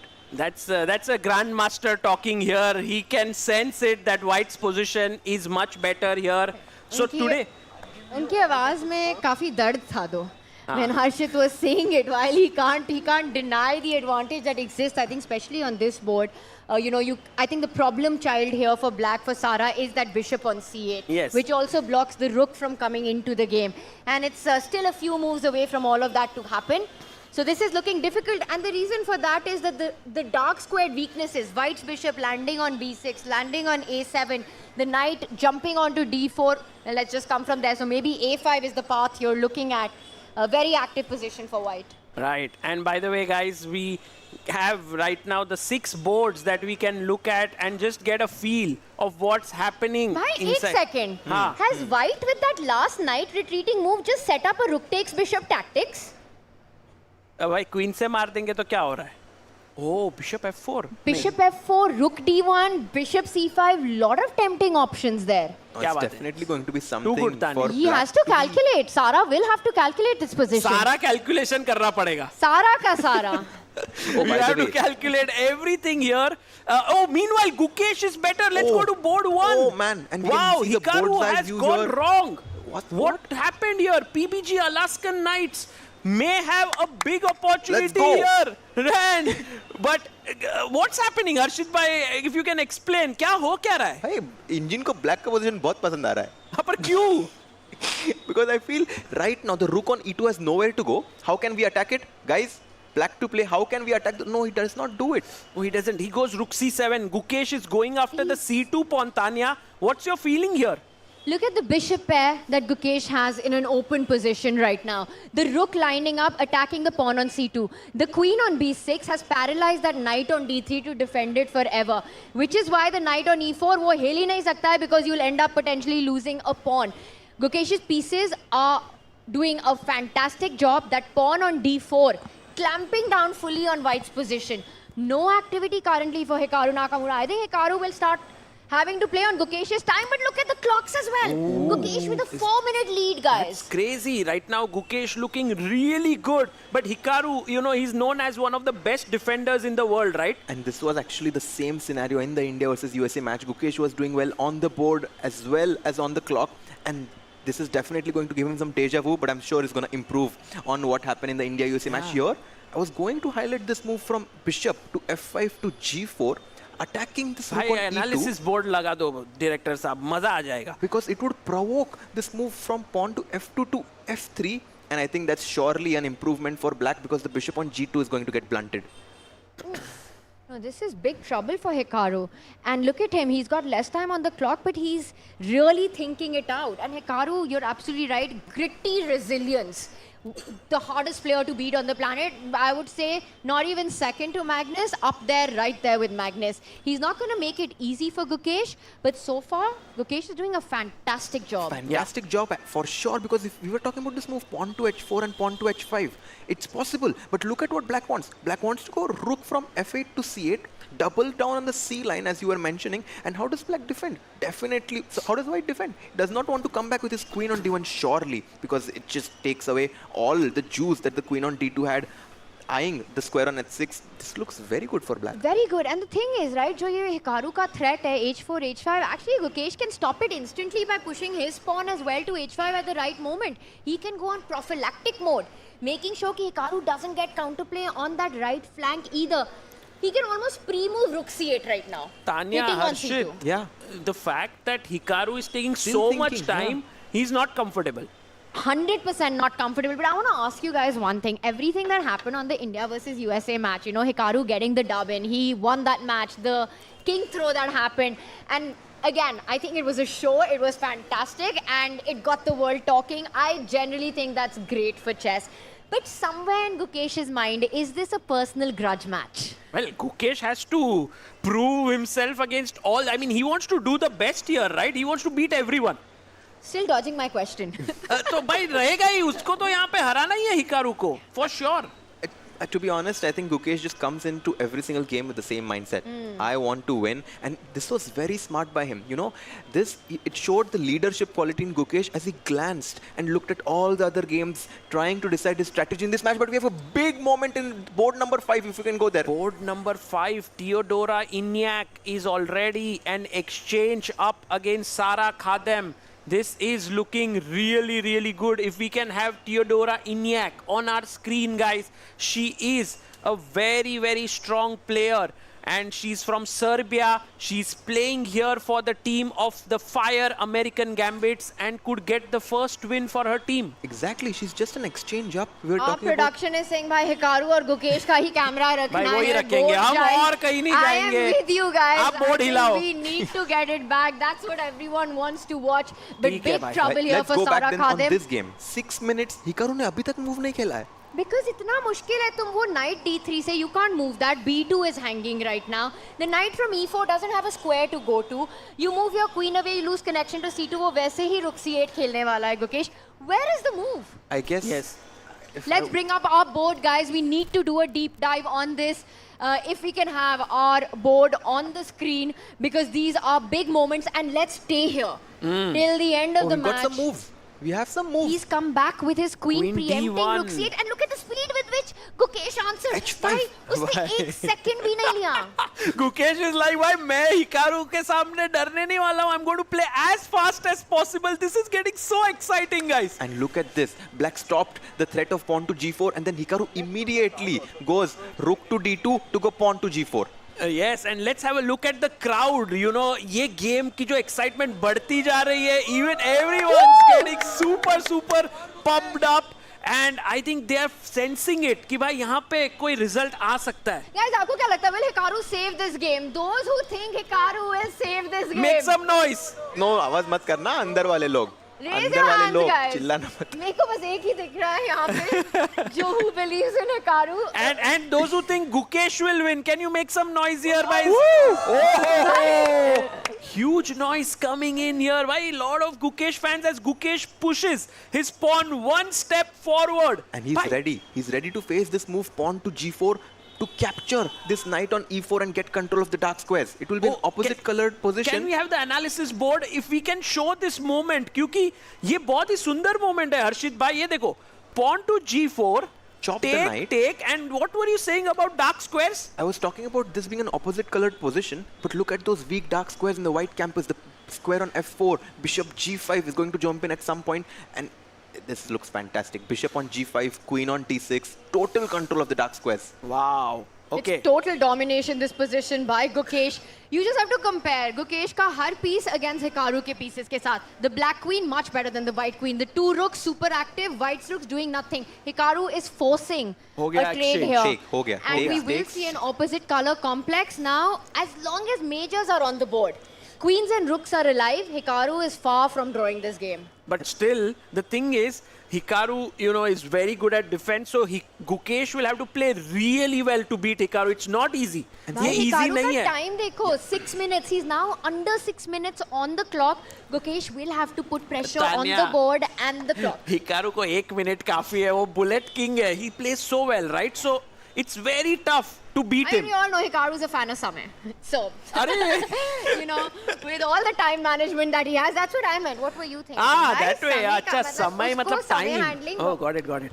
I was thinking about some other Samay who is now at the peak of his chess career by winning the Super Pog champs. And in this position, white always is going to be looking at this move, bishop takes g6 and opening up the rook from e1, and that's why I think when you have an advantage, a strategic advantage, and you defend against your opponent's threat, your advantage increases. If you have, sometimes it's important to make these tiki-taka passes, just like in football, maybe just this move king to g7, just, you know, making sure that bishop g6 is never an idea. भाई ये जो हर्षित भाई है वो एकदम ऐसे enthusiastic वगैरह रहते हैं, but कभी-कभी इतना deep insight दे देते हैं कि भाई मतलब sometimes they oh then you remember he's a grandmaster. I just forget it often. But I love the move that Gukesh has gone for. What He's did he gone for play? a direct Rook E2. line here, taking advantage of those dark squares. Something will land on f4. But bishop g6 is a threat now. It's a huge threat. Knight हटा दो वहाँ से. Man, हटा दो knight f4. guys, look at this. Hikaru is even getting slightly better here. This move, bishop g5 looked great, Tanya, but the rooks are now lined up beautifully. And So bishop takes pawn, tactics everywhere. Knight वहाँ पे hanging होएगा after that. Correct. Exactly. And maybe if the knight moves here, just imagine this situation. I take, Takes. you take, and now at this point, I think this bishop does an incredible job of defending this, and suddenly the rooks are open. White is okay. Exactly. B2 is hanging. I'm still liking Gukesh's chances here. Yeah, maybe. I mean, white You are computer agrees with you. Bhai, pawn is a pawn is a pawn. Pawn is a pawn. So ये let's तो सही बात come बताई. back to the live position. Rook e2, and Gukesh is contemplating over the choice of exchanging the knights or keeping them on the board, but he has to save against bishop takes g6 and linear. Okay, board we've number got 3. a big moment on our board number 5 right now. Let's guys, head over. Guys, No, let's huge, There's a huge result. news. There's a result that has come in. Yeah. That Theodora Inyak has won her game, it seems. Yes, she She has won. And we have one more result. Arjun and Artemiev have Ooh. drawn. Wow. So that means the Fire American Gambits are right now 4-1 in the lead. 4-1 ho gaya score. Which means the pressure is even further on Gukesh and on Arjun on their boards. and also Arjun linear. drew. Arjun ne Linear. draw kar liya. Arjun with Artemiev 4-1. has finished with a draw, so it's all going to come down to Gukesh. But also Lanier, who was much better Lanier with black. was much He's better. now worse. Bhai. अब equal हो गया है. Things are looking bleak for I mean, the look at that. Alaskan But Knights. Richard is pushing. भाई Look at those Richard pawns. Rapport ने space ले लिया है. He's looking so good. But you need, look at the board, it's kind of divided. You've got your queen and rook on one flank. Attack आए तो आए कहाँ से? ऐसे Yes, है your Tanya. pawns are going in. Queen c7. Queen But c7. he's not playing it. Are Queen there d3. tactics? Queen It's c7, tricky. the black queen will enter. Infiltrate through the white squares. Can we have the board here? ये board अगर आ जाए तो क्या ही मजा आ जाए. Queen to c7 हम discuss कर रहे हैं. And Can we Richard. get our analysis board, Yes, we our have main it. board, and there we have it on the screen. ये Sagar, analysis just board show हो जाए. that line. भाई analysis board आ जाए green color का. तो Queen c7 यहाँ पर खेल सकते हैं. The queen can enter in, attack the bishop and the knight. But this is actually we'll come to it in a bit. So right now it seems as if the American Gambits is a small favorite as they're leading in the match 4-1. Richard starting to get better. What about our icon board? Any developments there? And icon board, let's go to Gukesh Hikaru. Yeah. If we go to Gukesh Hikaru here, उनका ऐसे video change कर दीजिए. And here we see opposite colored bishop. I have a feeling It's draw. that It's heading equal, towards a draw. But Harshit bhai, it can go in any direction because both are fighters. Yeah, they won't agree to a draw. It's not just that. I'm going to point out that Gukesh is setting up an idea. वो चाहता है bishop को वापस लाओ, queen को आगे लाओ, and you're setting up a battery to infiltrate on the dark squares. सही. क्या बात है तानिया? Great point. अरे बढ़िया point. No, it's This a is very amazing. good point actually, but somehow I But, feel that and we have also the arrows here to show it. Oh, wow. And also the bishop is looking here. The rooks are on open file. तो तानिया एक idea white के लिए भी हो जाए ना ऐसा क्या करेगा हिकारू? भाई बिशप d6 के बाद क्वीन f3 खेलते हैं तानिया. क्वींस एक्सचेंज कर लेते हैं. Oh! you don't care about the C2 pawn. Well, pawn is a pawn is a pawn. True. It's true. I can't अरे give हाँ up यार, this तानिया pawn. जिस pawn के पीछे पड़ Maybe गई it's है. not going to be enough, but how easy is it to just go into that position where you're sacrificing? And Hikaru saying not easy enough. Rook He D1. does slide his rook over. He's actually attacking this. And that's a good move, guys, because he comes in with a threat. And agar bishop was central square pe jata hai, e5 to defend it, then your move, queen sliding to e4. Sagar, if we can have arrows on the board after bishop e5 pe bhi arrow dal diya jaye, queen e4, hitting that bishop, and suddenly Hikaru's coming with threats at the center of the board. सही है. Anything can happen here. Guys, I want to get your thoughts on one board if possible. That is Bibisara versus Katrina Lagno. क्योंकि यहाँ पर already endgame position आ चुकी है. Is this a draw or does black have some chances? Black has an extra exchange. I mean, she's gonna play on forever in this position, Lano will, but white has one pawn. You do the math, exchange, rook is worth 5 points, bishop and pawn worth 4 points. It's 4 versus 5 right now, but not an easy convert, Harshit. Absolutely. Not an easy convert, and one might even say that this position is roundabout even, because we do know that if we get rook versus bishop, right now black has 5 points versus white's 4. Even if white is able to sacrifice one of the pawns and exchange everything and get rook bishop versus 2 rooks, it should also be a draw, which tells me that Bibisara is holding this position with some drawing margin. Guys, this bishop on e3 is as solid as Tech Mahindra's tech and look at that, I think they have a result there. Draw. कर लिया भाई. It has to be a draw right now. Let's as go. Lano looks back, calling for the arbiter there. Yeah. Kings in the center. Saves a difficult game, Bibisara does. 5-2 is the score in the favor of Fire American Gambits, guys. This is not looking so good for the PBG. Let's go to Gukesh and Hikaru and let's watch that play out. It is still in the balance. It's our icon board right now. By the way, it goes for your idea. Black ka rook hat chuka hai C5 se. C2 tender nahi hai. Hikaru basically offering a draw with this move. Exactly. Arey, haan. Essentially saying. But Hikaru is playing this team tournament, right? He's seeing that his team is doing well. So he's like, draw is fine for me. Yes. Gukesh, you might get the draw, but your team will lose. Yeah. No, I mean, I think Hikaru knows that his team is doing really well, already has a lead in the match. All he needs to do is draw this game, and the rest of the games... Look at the PBG Alaskan Knights there. We've got Abhijit Kunte, who's captaining the team. He's the one who chose the black pieces for the Alaskan Knights, along with Arjun and Lano there. You can see the stress on their faces right now. Right. And by the way, in the chat, by the way, on the live stream, people are saying there's so much traffic noise and all. Guys, Ye Mumbai hai mere yaar. Exactly. This is not going to the players at all. They are in the focus zone inside the Royal Opera House. ये तो यहाँ पे live studio है. तो यहाँ पे थोड़ा Mumbai feel आ रहा है. थोड़ा cars in the background. Beep, beep, beep. थोड़ा horn बज रहा है. कि बोल रहा है कि Hikaru, draw चाहिए. Beep, beep. No draw. No draw. Now, you know what else is in the background is that billboard that I can see. I know everyone watching online cannot right now. And look at the action that's going on there. And we have such a nice mother and son playing chess there. So nice to see you are on the broadcast there. Very cool. The best thing about that game is that the king and queen are on the wrong squares. Oh. Aha. Okay, amazing. By the way, Harshit bhai, the little kid is one of your big fans. He told me he wants to meet you later. Wow, it's so good to see him. I'm definitely going to go and try to play with him. Wow, oh Harshit bhai's autograph laminated and kept here. Guys, let's get back right now to Murzin versus Daniel Darda, the prodigy board. Sixth board. It's right now looking very, very even here. Any hopes for either side? या draw रहा है भाई यहाँ पर. ये क्या है सब opposite colored bishop क्यों आ रहे हैं हर्षित भाई Tania here in this matchup? Because, you know, the players are adjusting based on the results that they have. There is one result in favor of the Fyers American Gambit, and that's why Huldar Morozan is like, let's just be solid and make a draw. And Daniel, on the other hand, needs to create chances somehow. At some point, there has to be some player from the PBG Alaskan Knights who burns the bridges and tries to play for a win. Yeah, the PBG Alaskan Knights are the ones who need to bring the fire. Even though they are playing against Fire American Gambits, they are the ones who are on the back foot here in the match. While the Alaskan Knights just need to keep everything under control. And I was just going to make a point, Sagar. There's a billboard right up there. I don't know if you guys here have seen it. of the incredible global chess league, bhai. Yeah. Itna sahi hai. We got all the icons on a huge board at the back here. सब पीछे देख रहे कुछ भी नहीं है guys. Guys, पीछे एकदम joking, बाहर. it is That's there, looking it's there. so good. That's looking so good. So right now 3 games are going on. The score is 5-2. Now black pieces. Matlab PBG Alaskan Knights have to win in one of their games to kind of go ahead.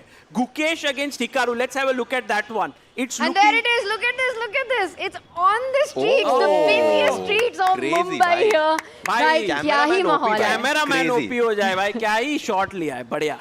Too nice. By the way, the And queen. can we have Hikaru versus Gukesh also on our screen? Maybe we can also have the analysis board. Oh, it's a result Draw. already. Hikaru is claiming something here. Wait, guys. Draw. He's claimed a draw. Perhaps But he has there been a repetition? What is he claiming Hikaru on? is just saying that position is too equal. तुम नहीं and draw. And a draw has He been was asking, agreed. can a draw offer be made? There is a certain number of moves or not. He wanted to check with But that. they played 34 moves. So They 30 have done moves was 34 done. moves. And the arbiter said, beyond 30 moves, kar sakte ho bhai. Bhai nahi bola. But Hikaru then took the queen, offered a draw, which was accepted. Okay, guys. Full result This and also means another result. Look in the background. You can see there Murzin and Darda talking and asking our arbiters. मैं भी draw that's पूछ also सकता a हूँ draw. क्या? That's also a draw, Only guys. game remaining, bhai. Oh, it's all down to eyes. Rapport versus Lenier Dominguez. Let's go. Let's go. Bring up that Bring the board. analysis board. As we see, the players are still analyzing Bhai, there. this is my hope. Lenier Dominguez. Lenier Dominguez has all the hopes of the PBG Alaskan Knights on his shoulders, while Richard Rapport carries the hopes of the Fire American Gambits. If Lenier wins this game, he gets 4 points. Current score is 4-7. He actually surpasses. Tanya. He surpasses with the black pieces. Bhai, 8-7. And then Lenier will take the match. उसको सिर्फ 4 points नहीं मिलेगा, उसको जो मांगेगा वो वो मिलेगा मिलेगा। टीम से. That's For the PBG Alaskan Knights, it's all about this board, guys. Look at the pressure position kya hai. Let's bring up our board. We have it in front of us. Let's have the analysis board. Oh, full pressure on both the players. 2 minutes, 18 seconds for Rapport we have and it. only 50 seconds, Arshit bhai, And for somehow Dominguez. Richard is trying to place his knight on h6. He wants to bring in the queen to f1 and set up this tricky move. He Oh, does bhai, it. कर दिया भाई, He's- mate करने Yes. को आ गए. He's going for a sneaky checkmate. Black has to defend it somehow, and I like this move, queen to b3. Not only defending the pawn on f7, but meeting an attack with an counter attack, attacking the bishop on e3. But he goes bishop But he e8 goes back. He goes back, and Dominguez has 37 seconds. And guys, they have just reached move 40. मतलब अब every move के बाद 2 second increment है. That's the new rule in the Global Chess League. It's not straight finish. So you won't see crazy pieces falling around. Yes, an increment of 2 seconds additional time after every single move that they make. Queen to b3 happened now, which means that the knight on f5 cannot move anywhere because it would lose control of the e3 bishop. The tension in the position is rising. It's equal material, I agree, but the pawn structure is better for black, right? One pawn island for black, whereas white's pawns are slightly broken. One pawn on g5 and the others on e4 and d4. So there is some hope for Lenier here to score the full point, but he will have to play really out of his skin. He will have to look at the scorecard to know that everything is on him, while Richard Rapport would be happy with a draw at any point. All eyes are on him. And as look at that, he's the setting up Alaskan a Knights big team. idea of the queen even coming in at the right moment. Watch out, that 8-7 What a move. And look at that What a beauty move. Brillante. deflecting tactics here. ये मारा तो queen जा रहा है, अगर queen से मारा तो बिशप नहीं, मर नहीं, रहा है. पहले knight मारो भाई. बिशप भाई. f5 और फिर मरेगा ये. सब कुछ मर जाएगा भाई. सारे pawns attack होंगे. Bishop from g7 eyeing d4 pawn. You cannot take that knight. Stunning move here by Lenier. Look at the intensity with which Gukesh. Gukesh is watching. He's like, please Dominguez, do your magic. Knight to h4. What will he play? Well, Lenier Dominguez, it's such a close encounter, right? Like anything can happen here because black is slightly better. And it comes down to this match, man. guys. If PBG Alaskan Knights for Lenier Dominguez, a win would mean that they get 3 match points. What a turnaround that will be. And this kind of a move can really confuse your opponent. Okay, we are going into that line. Bishop takes knight ke baad, the bishop came back. Yeah, this happened. Takes, bishop came back and bishop g6. It's looking really good for black here, guys. Threatening a checkmate. White is threatening checkmate with queen c8. Oh, Bhai, kya you have dekha to hai, be bhai. aware Tricky, with Arshit every bhai. single move, and maybe just pawn to e6 now. But every pawn move that you make creates some weakness. King g8, solid choice. I like it. With 6 seconds on the clock though. Oh man. Dominguez has just 6 seconds, and remember, it's only 2 seconds increment. It's not a lot of time. It's a beautiful move. He saves the checkmate, and the point is that White has a lot of strategic weaknesses. There are weaknesses in White's camp here. Queen B1 check आ सकता है. कोई भी check से central pawns मर सकते हैं. The two bishops lined up against it. Huge pressure on those central pawns right now. That's so well said. So well said, right? Like the two bishops are attacking and White's two bishops are defending. Queen F3. The wind is blowing, the pieces are flying, time is rolling 1 second. Queen might lose on time. No, he does not. He has to play quickly. Lanier has to be careful. He gets the queen to the center of the board to defend the pawns. 1 second. And the players are playing on their final seconds. 2 seconds का increment है. Lanier के पास 5 seconds है clock में. Oh my He God. made that move with 3 seconds on the clock. He gives a check. What's happening? The Bhai and Richard Rapport also coming down to 10 seconds. Bhai, look at Lanier. He's fully locked in. Richard अपना king हिला रहा है. ऊपर नीचे. And right now, do we have... Oh, there's some repetition happening. I hope Lanier knows that he has to play for a win. And Richard Rapport knows that his team result depends on his board. He has to hold this one. He has to hold. Correct. The only result which would change the outcome of this match is if Dominguez wins. And Dominguez is struggling to find a way to break through. Beautiful pieces, but you're almost maximized everything as black here. Queen perfect, two bishops perfect. Where is the breakthrough? And you cannot repeat Dominguez. What? Oh my goodness. What? And Dominguez knows it. Lanier knows it. It ends in a draw. What but happened? Nothing Was it a to be repetition? Done. Yeah, it was a repetition. And there we have Abhijit Kunde, PBG Alaskan Knights, and he's saying, not happy. No, he's saying like, why was that stopped or something? Was it a draw? A draw was offered and it was accepted. Richard Rapport made a move, offered a draw. Lanier Dominguez accepted it. And with that, the PBG Alaskan Knights go down to the Fire American Gambits win. What a win, yeah. What Guys, a match. Huge What a round of match. applause for the team. What a close match, right? We had like 5 draws and only 1 result. That's huge. And I think it is so important for the players to know what their team score is to take these decisions. And if I had to make a guess, Sagar, Harshit, I think that's the conversation that Abhijit was having with the arbiters there. Why is there no scorecard? There is no scoreboard there. There is nothing that tells our teammates what is the current situation. Exactly. Do you accept a draw? Do you take those risks? And you know, those are decisive moments. Absolutely. Yeah. And now Dominguez is going to go back home, and once he knows that he had to play for a win, will be disappointed. But he did the best what he could do with the information he had. And I wonder if the position itself, objectively, you maximized everything. How do you even make improvement there? Though a hold, the point was to just keep playing. Because a draw is as good as a loss. Yeah, and by the way, the players are now coming forward. You can see that small happiness on the Fire American Gambits team's faces, while the PBG Alaskan Knights are unhappy. They're discussing there that, you know, should we make an appeal or something? Maybe what are they discussing? I don't know. Well, they could be discussing what happened in Gukesh versus Hikaru as well, because let's not forget the world champion Gukesh, he was pushing in that game till quite a point, putting pressure on Hikaru there. But a lot of conversations going on. And I am with the players here. I think you definitely need to know what's happened on the other boards so that you can take the best decision for your team on your own board. So finally, after these 6 games concluded, the score was 8-5 for the American Fyers Gambit, winning against the PBG Alaskan Knights. Only one result, Tanya. Only one result, and it was enough for the Fire American Gambits. Hikaru Nakamura has to be feeling good. He lands into Mumbai at 10 o'clock in the morning, gets the job done for the team. And what would be the feeling for Teodora Iñak here, single-handedly helping her team win the only decisive game. There she is, right at the very end, you know, telling Fire American Gambits, I got you. It makes it easy for us to choose who the player of this match is. For sure has to be Iñak, bringing home those important 3 points for the team. Right, and by the way, guys, what a day we have had today. 3 decisive game, Triveni Continental Kings won, the Upgrad Mumba Masters won, and now it's the Fire American Gambits.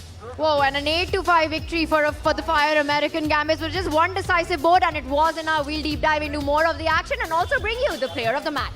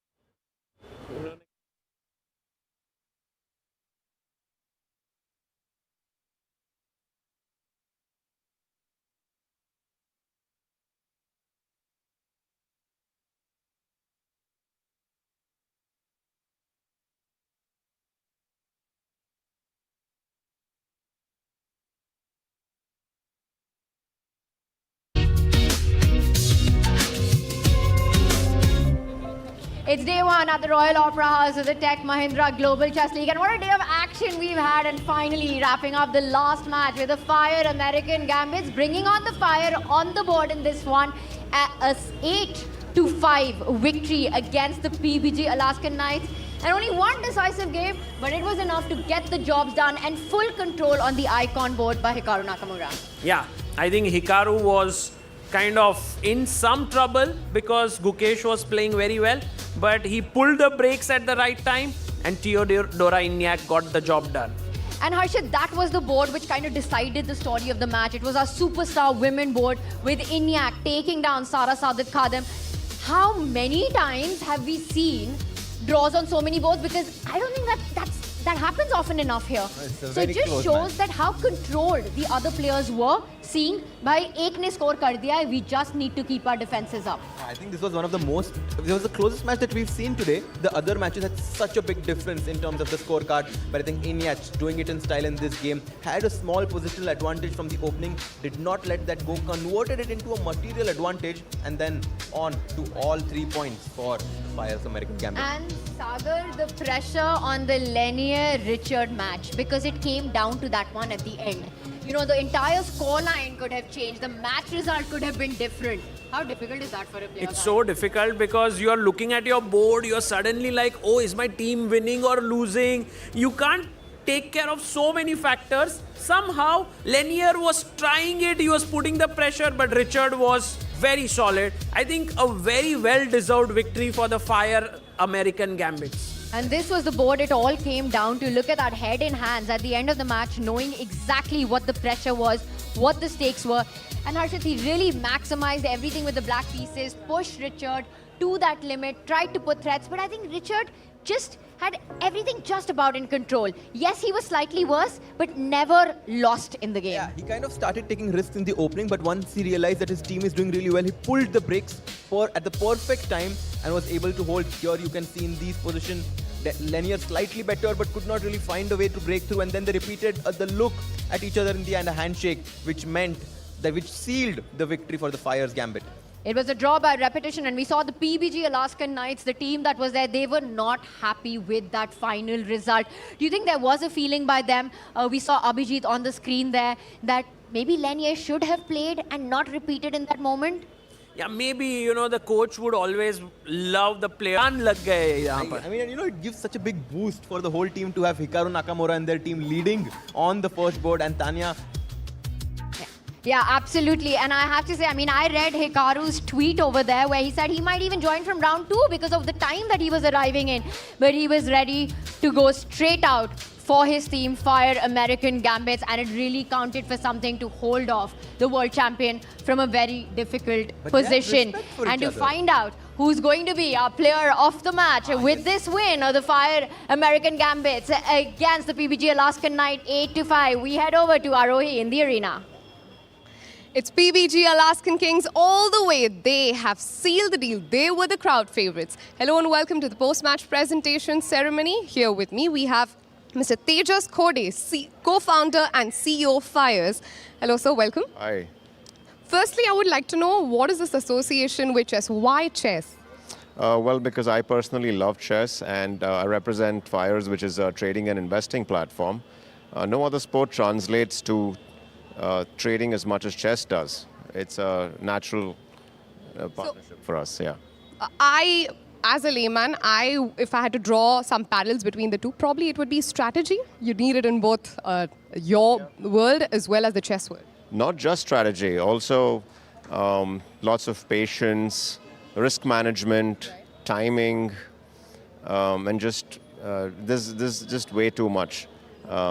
Too many commonalities between both investing, trading, and chess. And now that you've said that you love chess, I'm going to ask you some tough questions. Are you ready for that? I hope so. All right. So if you had to pick one player to play against, who would it be? I think it would be Hikaru Nakamura. All right. That's right. Would you pick white or black? I'd play white because black is a bit harder. Maybe if there is some small advantage I could seek, white could be that one, yeah. So setting the game, that's what you would do. But what's your favorite move? My favorite move is the American Gambit. That was amazing. But today you're going to have to give away the Player of the Match award, which unfortunately does not go to the American Gambit. It goes to Theodora Eniak from PBG Alaskan Kings. She's from American Gambits. Apologies, Theodora Eniak from American Gambits.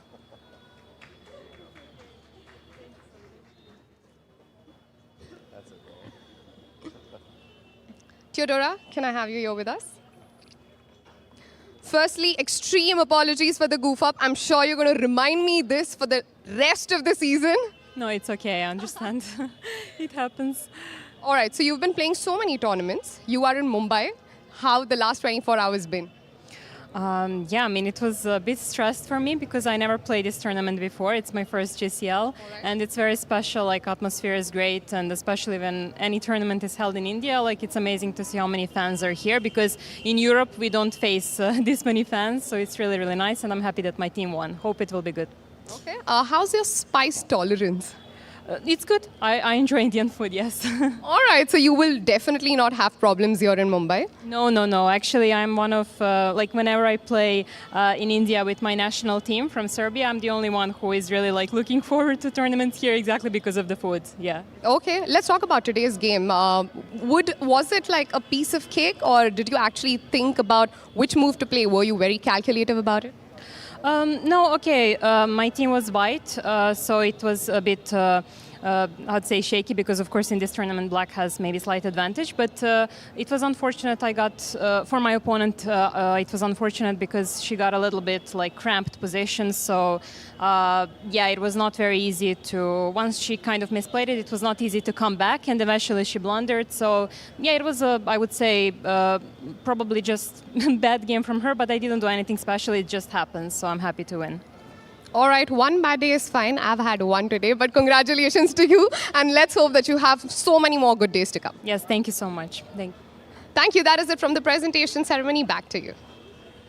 Congratulations to Eniak, Theodora, and congratulations to the Fyers American Gambit. And what a closely contested battle this was against the PBG Alaskan Knights, with the icon board holding up in the end. Theodora getting that one must win. I have to say, you know, we had the owners of Fyers American Gambit there, and he said he'd like to play against Hikaru. Bold choice there. Yeah, I think in general, the American Gambits have them as the title sponsors, the Fyers, and I think they would be so happy to start this season on a winning note. It's so important to have the momentum on your side.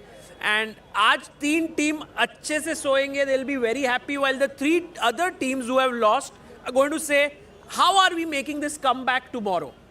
And that's the big one. Let's talk a little bit about the day that we've had, right? We start season 3 here in Mumbai, live from the Royal Opera House. What a journey it's been for the Global Chess League. Dubai, London, Mumbai, 3 iconic cities, 6 icons playing for each of them.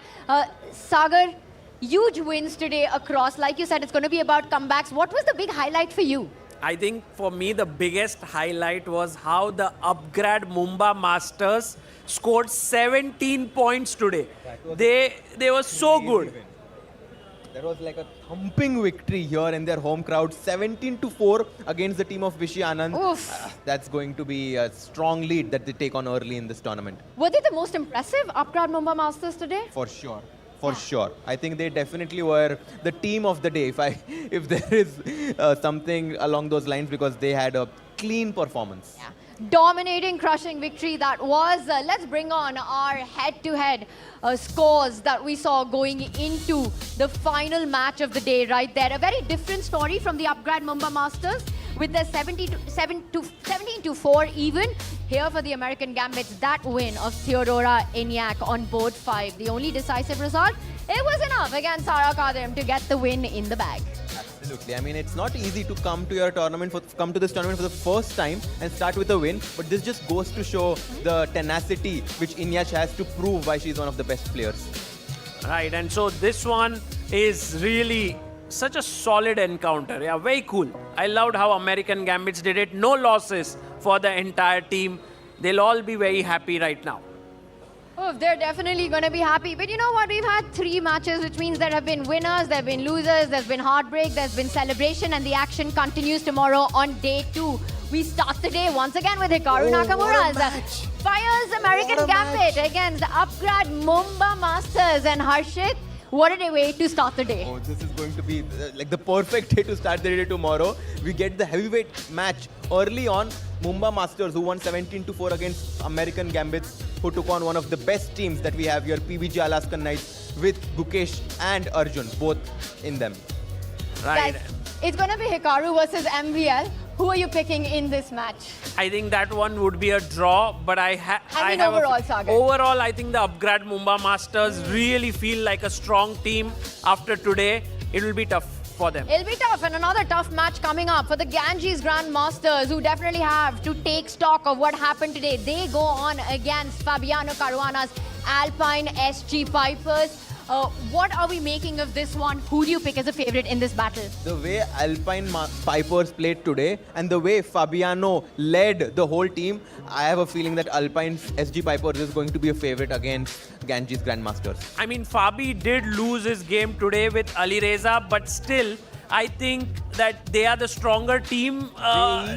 Zujiner, that's the Triveni Continental Kings. The Alpine SG Pipers have Pragna Nanda in the team and Anish Giri, and that's a cool team that they have. I have a feeling that Alpine SG Pipers will have a small edge against Ganges Grandmasters. Let's see Vishy Anand whether he can make a comeback. Well, he needs to do it for his team. It's super important because 2 losses in a row would count, not well. And our final match of the day will be the PBG Alaskan Knights taking on the 2 times winner, the defending champion, Triveni Continental Kings. We will see in action. It's going to be Gukesh versus Alireza Firouzja on the icon board. It reminds me of the Candidates 2024, where Gukesh and Alireza had those crazy encounters. Which Gukesh won, right? One he lost, one he won. But he won the crucial one round, towards with the white the end. pieces. Yep. Yeah, but this will be a very exciting clash as well. The Triveni Continental Kings are in such good momentum. 2 times champion, today starting off with a win. And let me get you guys even more excited. This was exactly the final clash of Season 2 of the Global Chess League. It was Triveni Continental Kings taking on the PBG Alaskan Knights, and that's the action that's coming up from tomorrow. What a day of chess it's been at the Royal Opera House. Intense actions, brilliancies, blunders, icons, prodigies. We've had all of it. We'll be back with that and more tomorrow. See you then, same time, same place. Thank you, guys.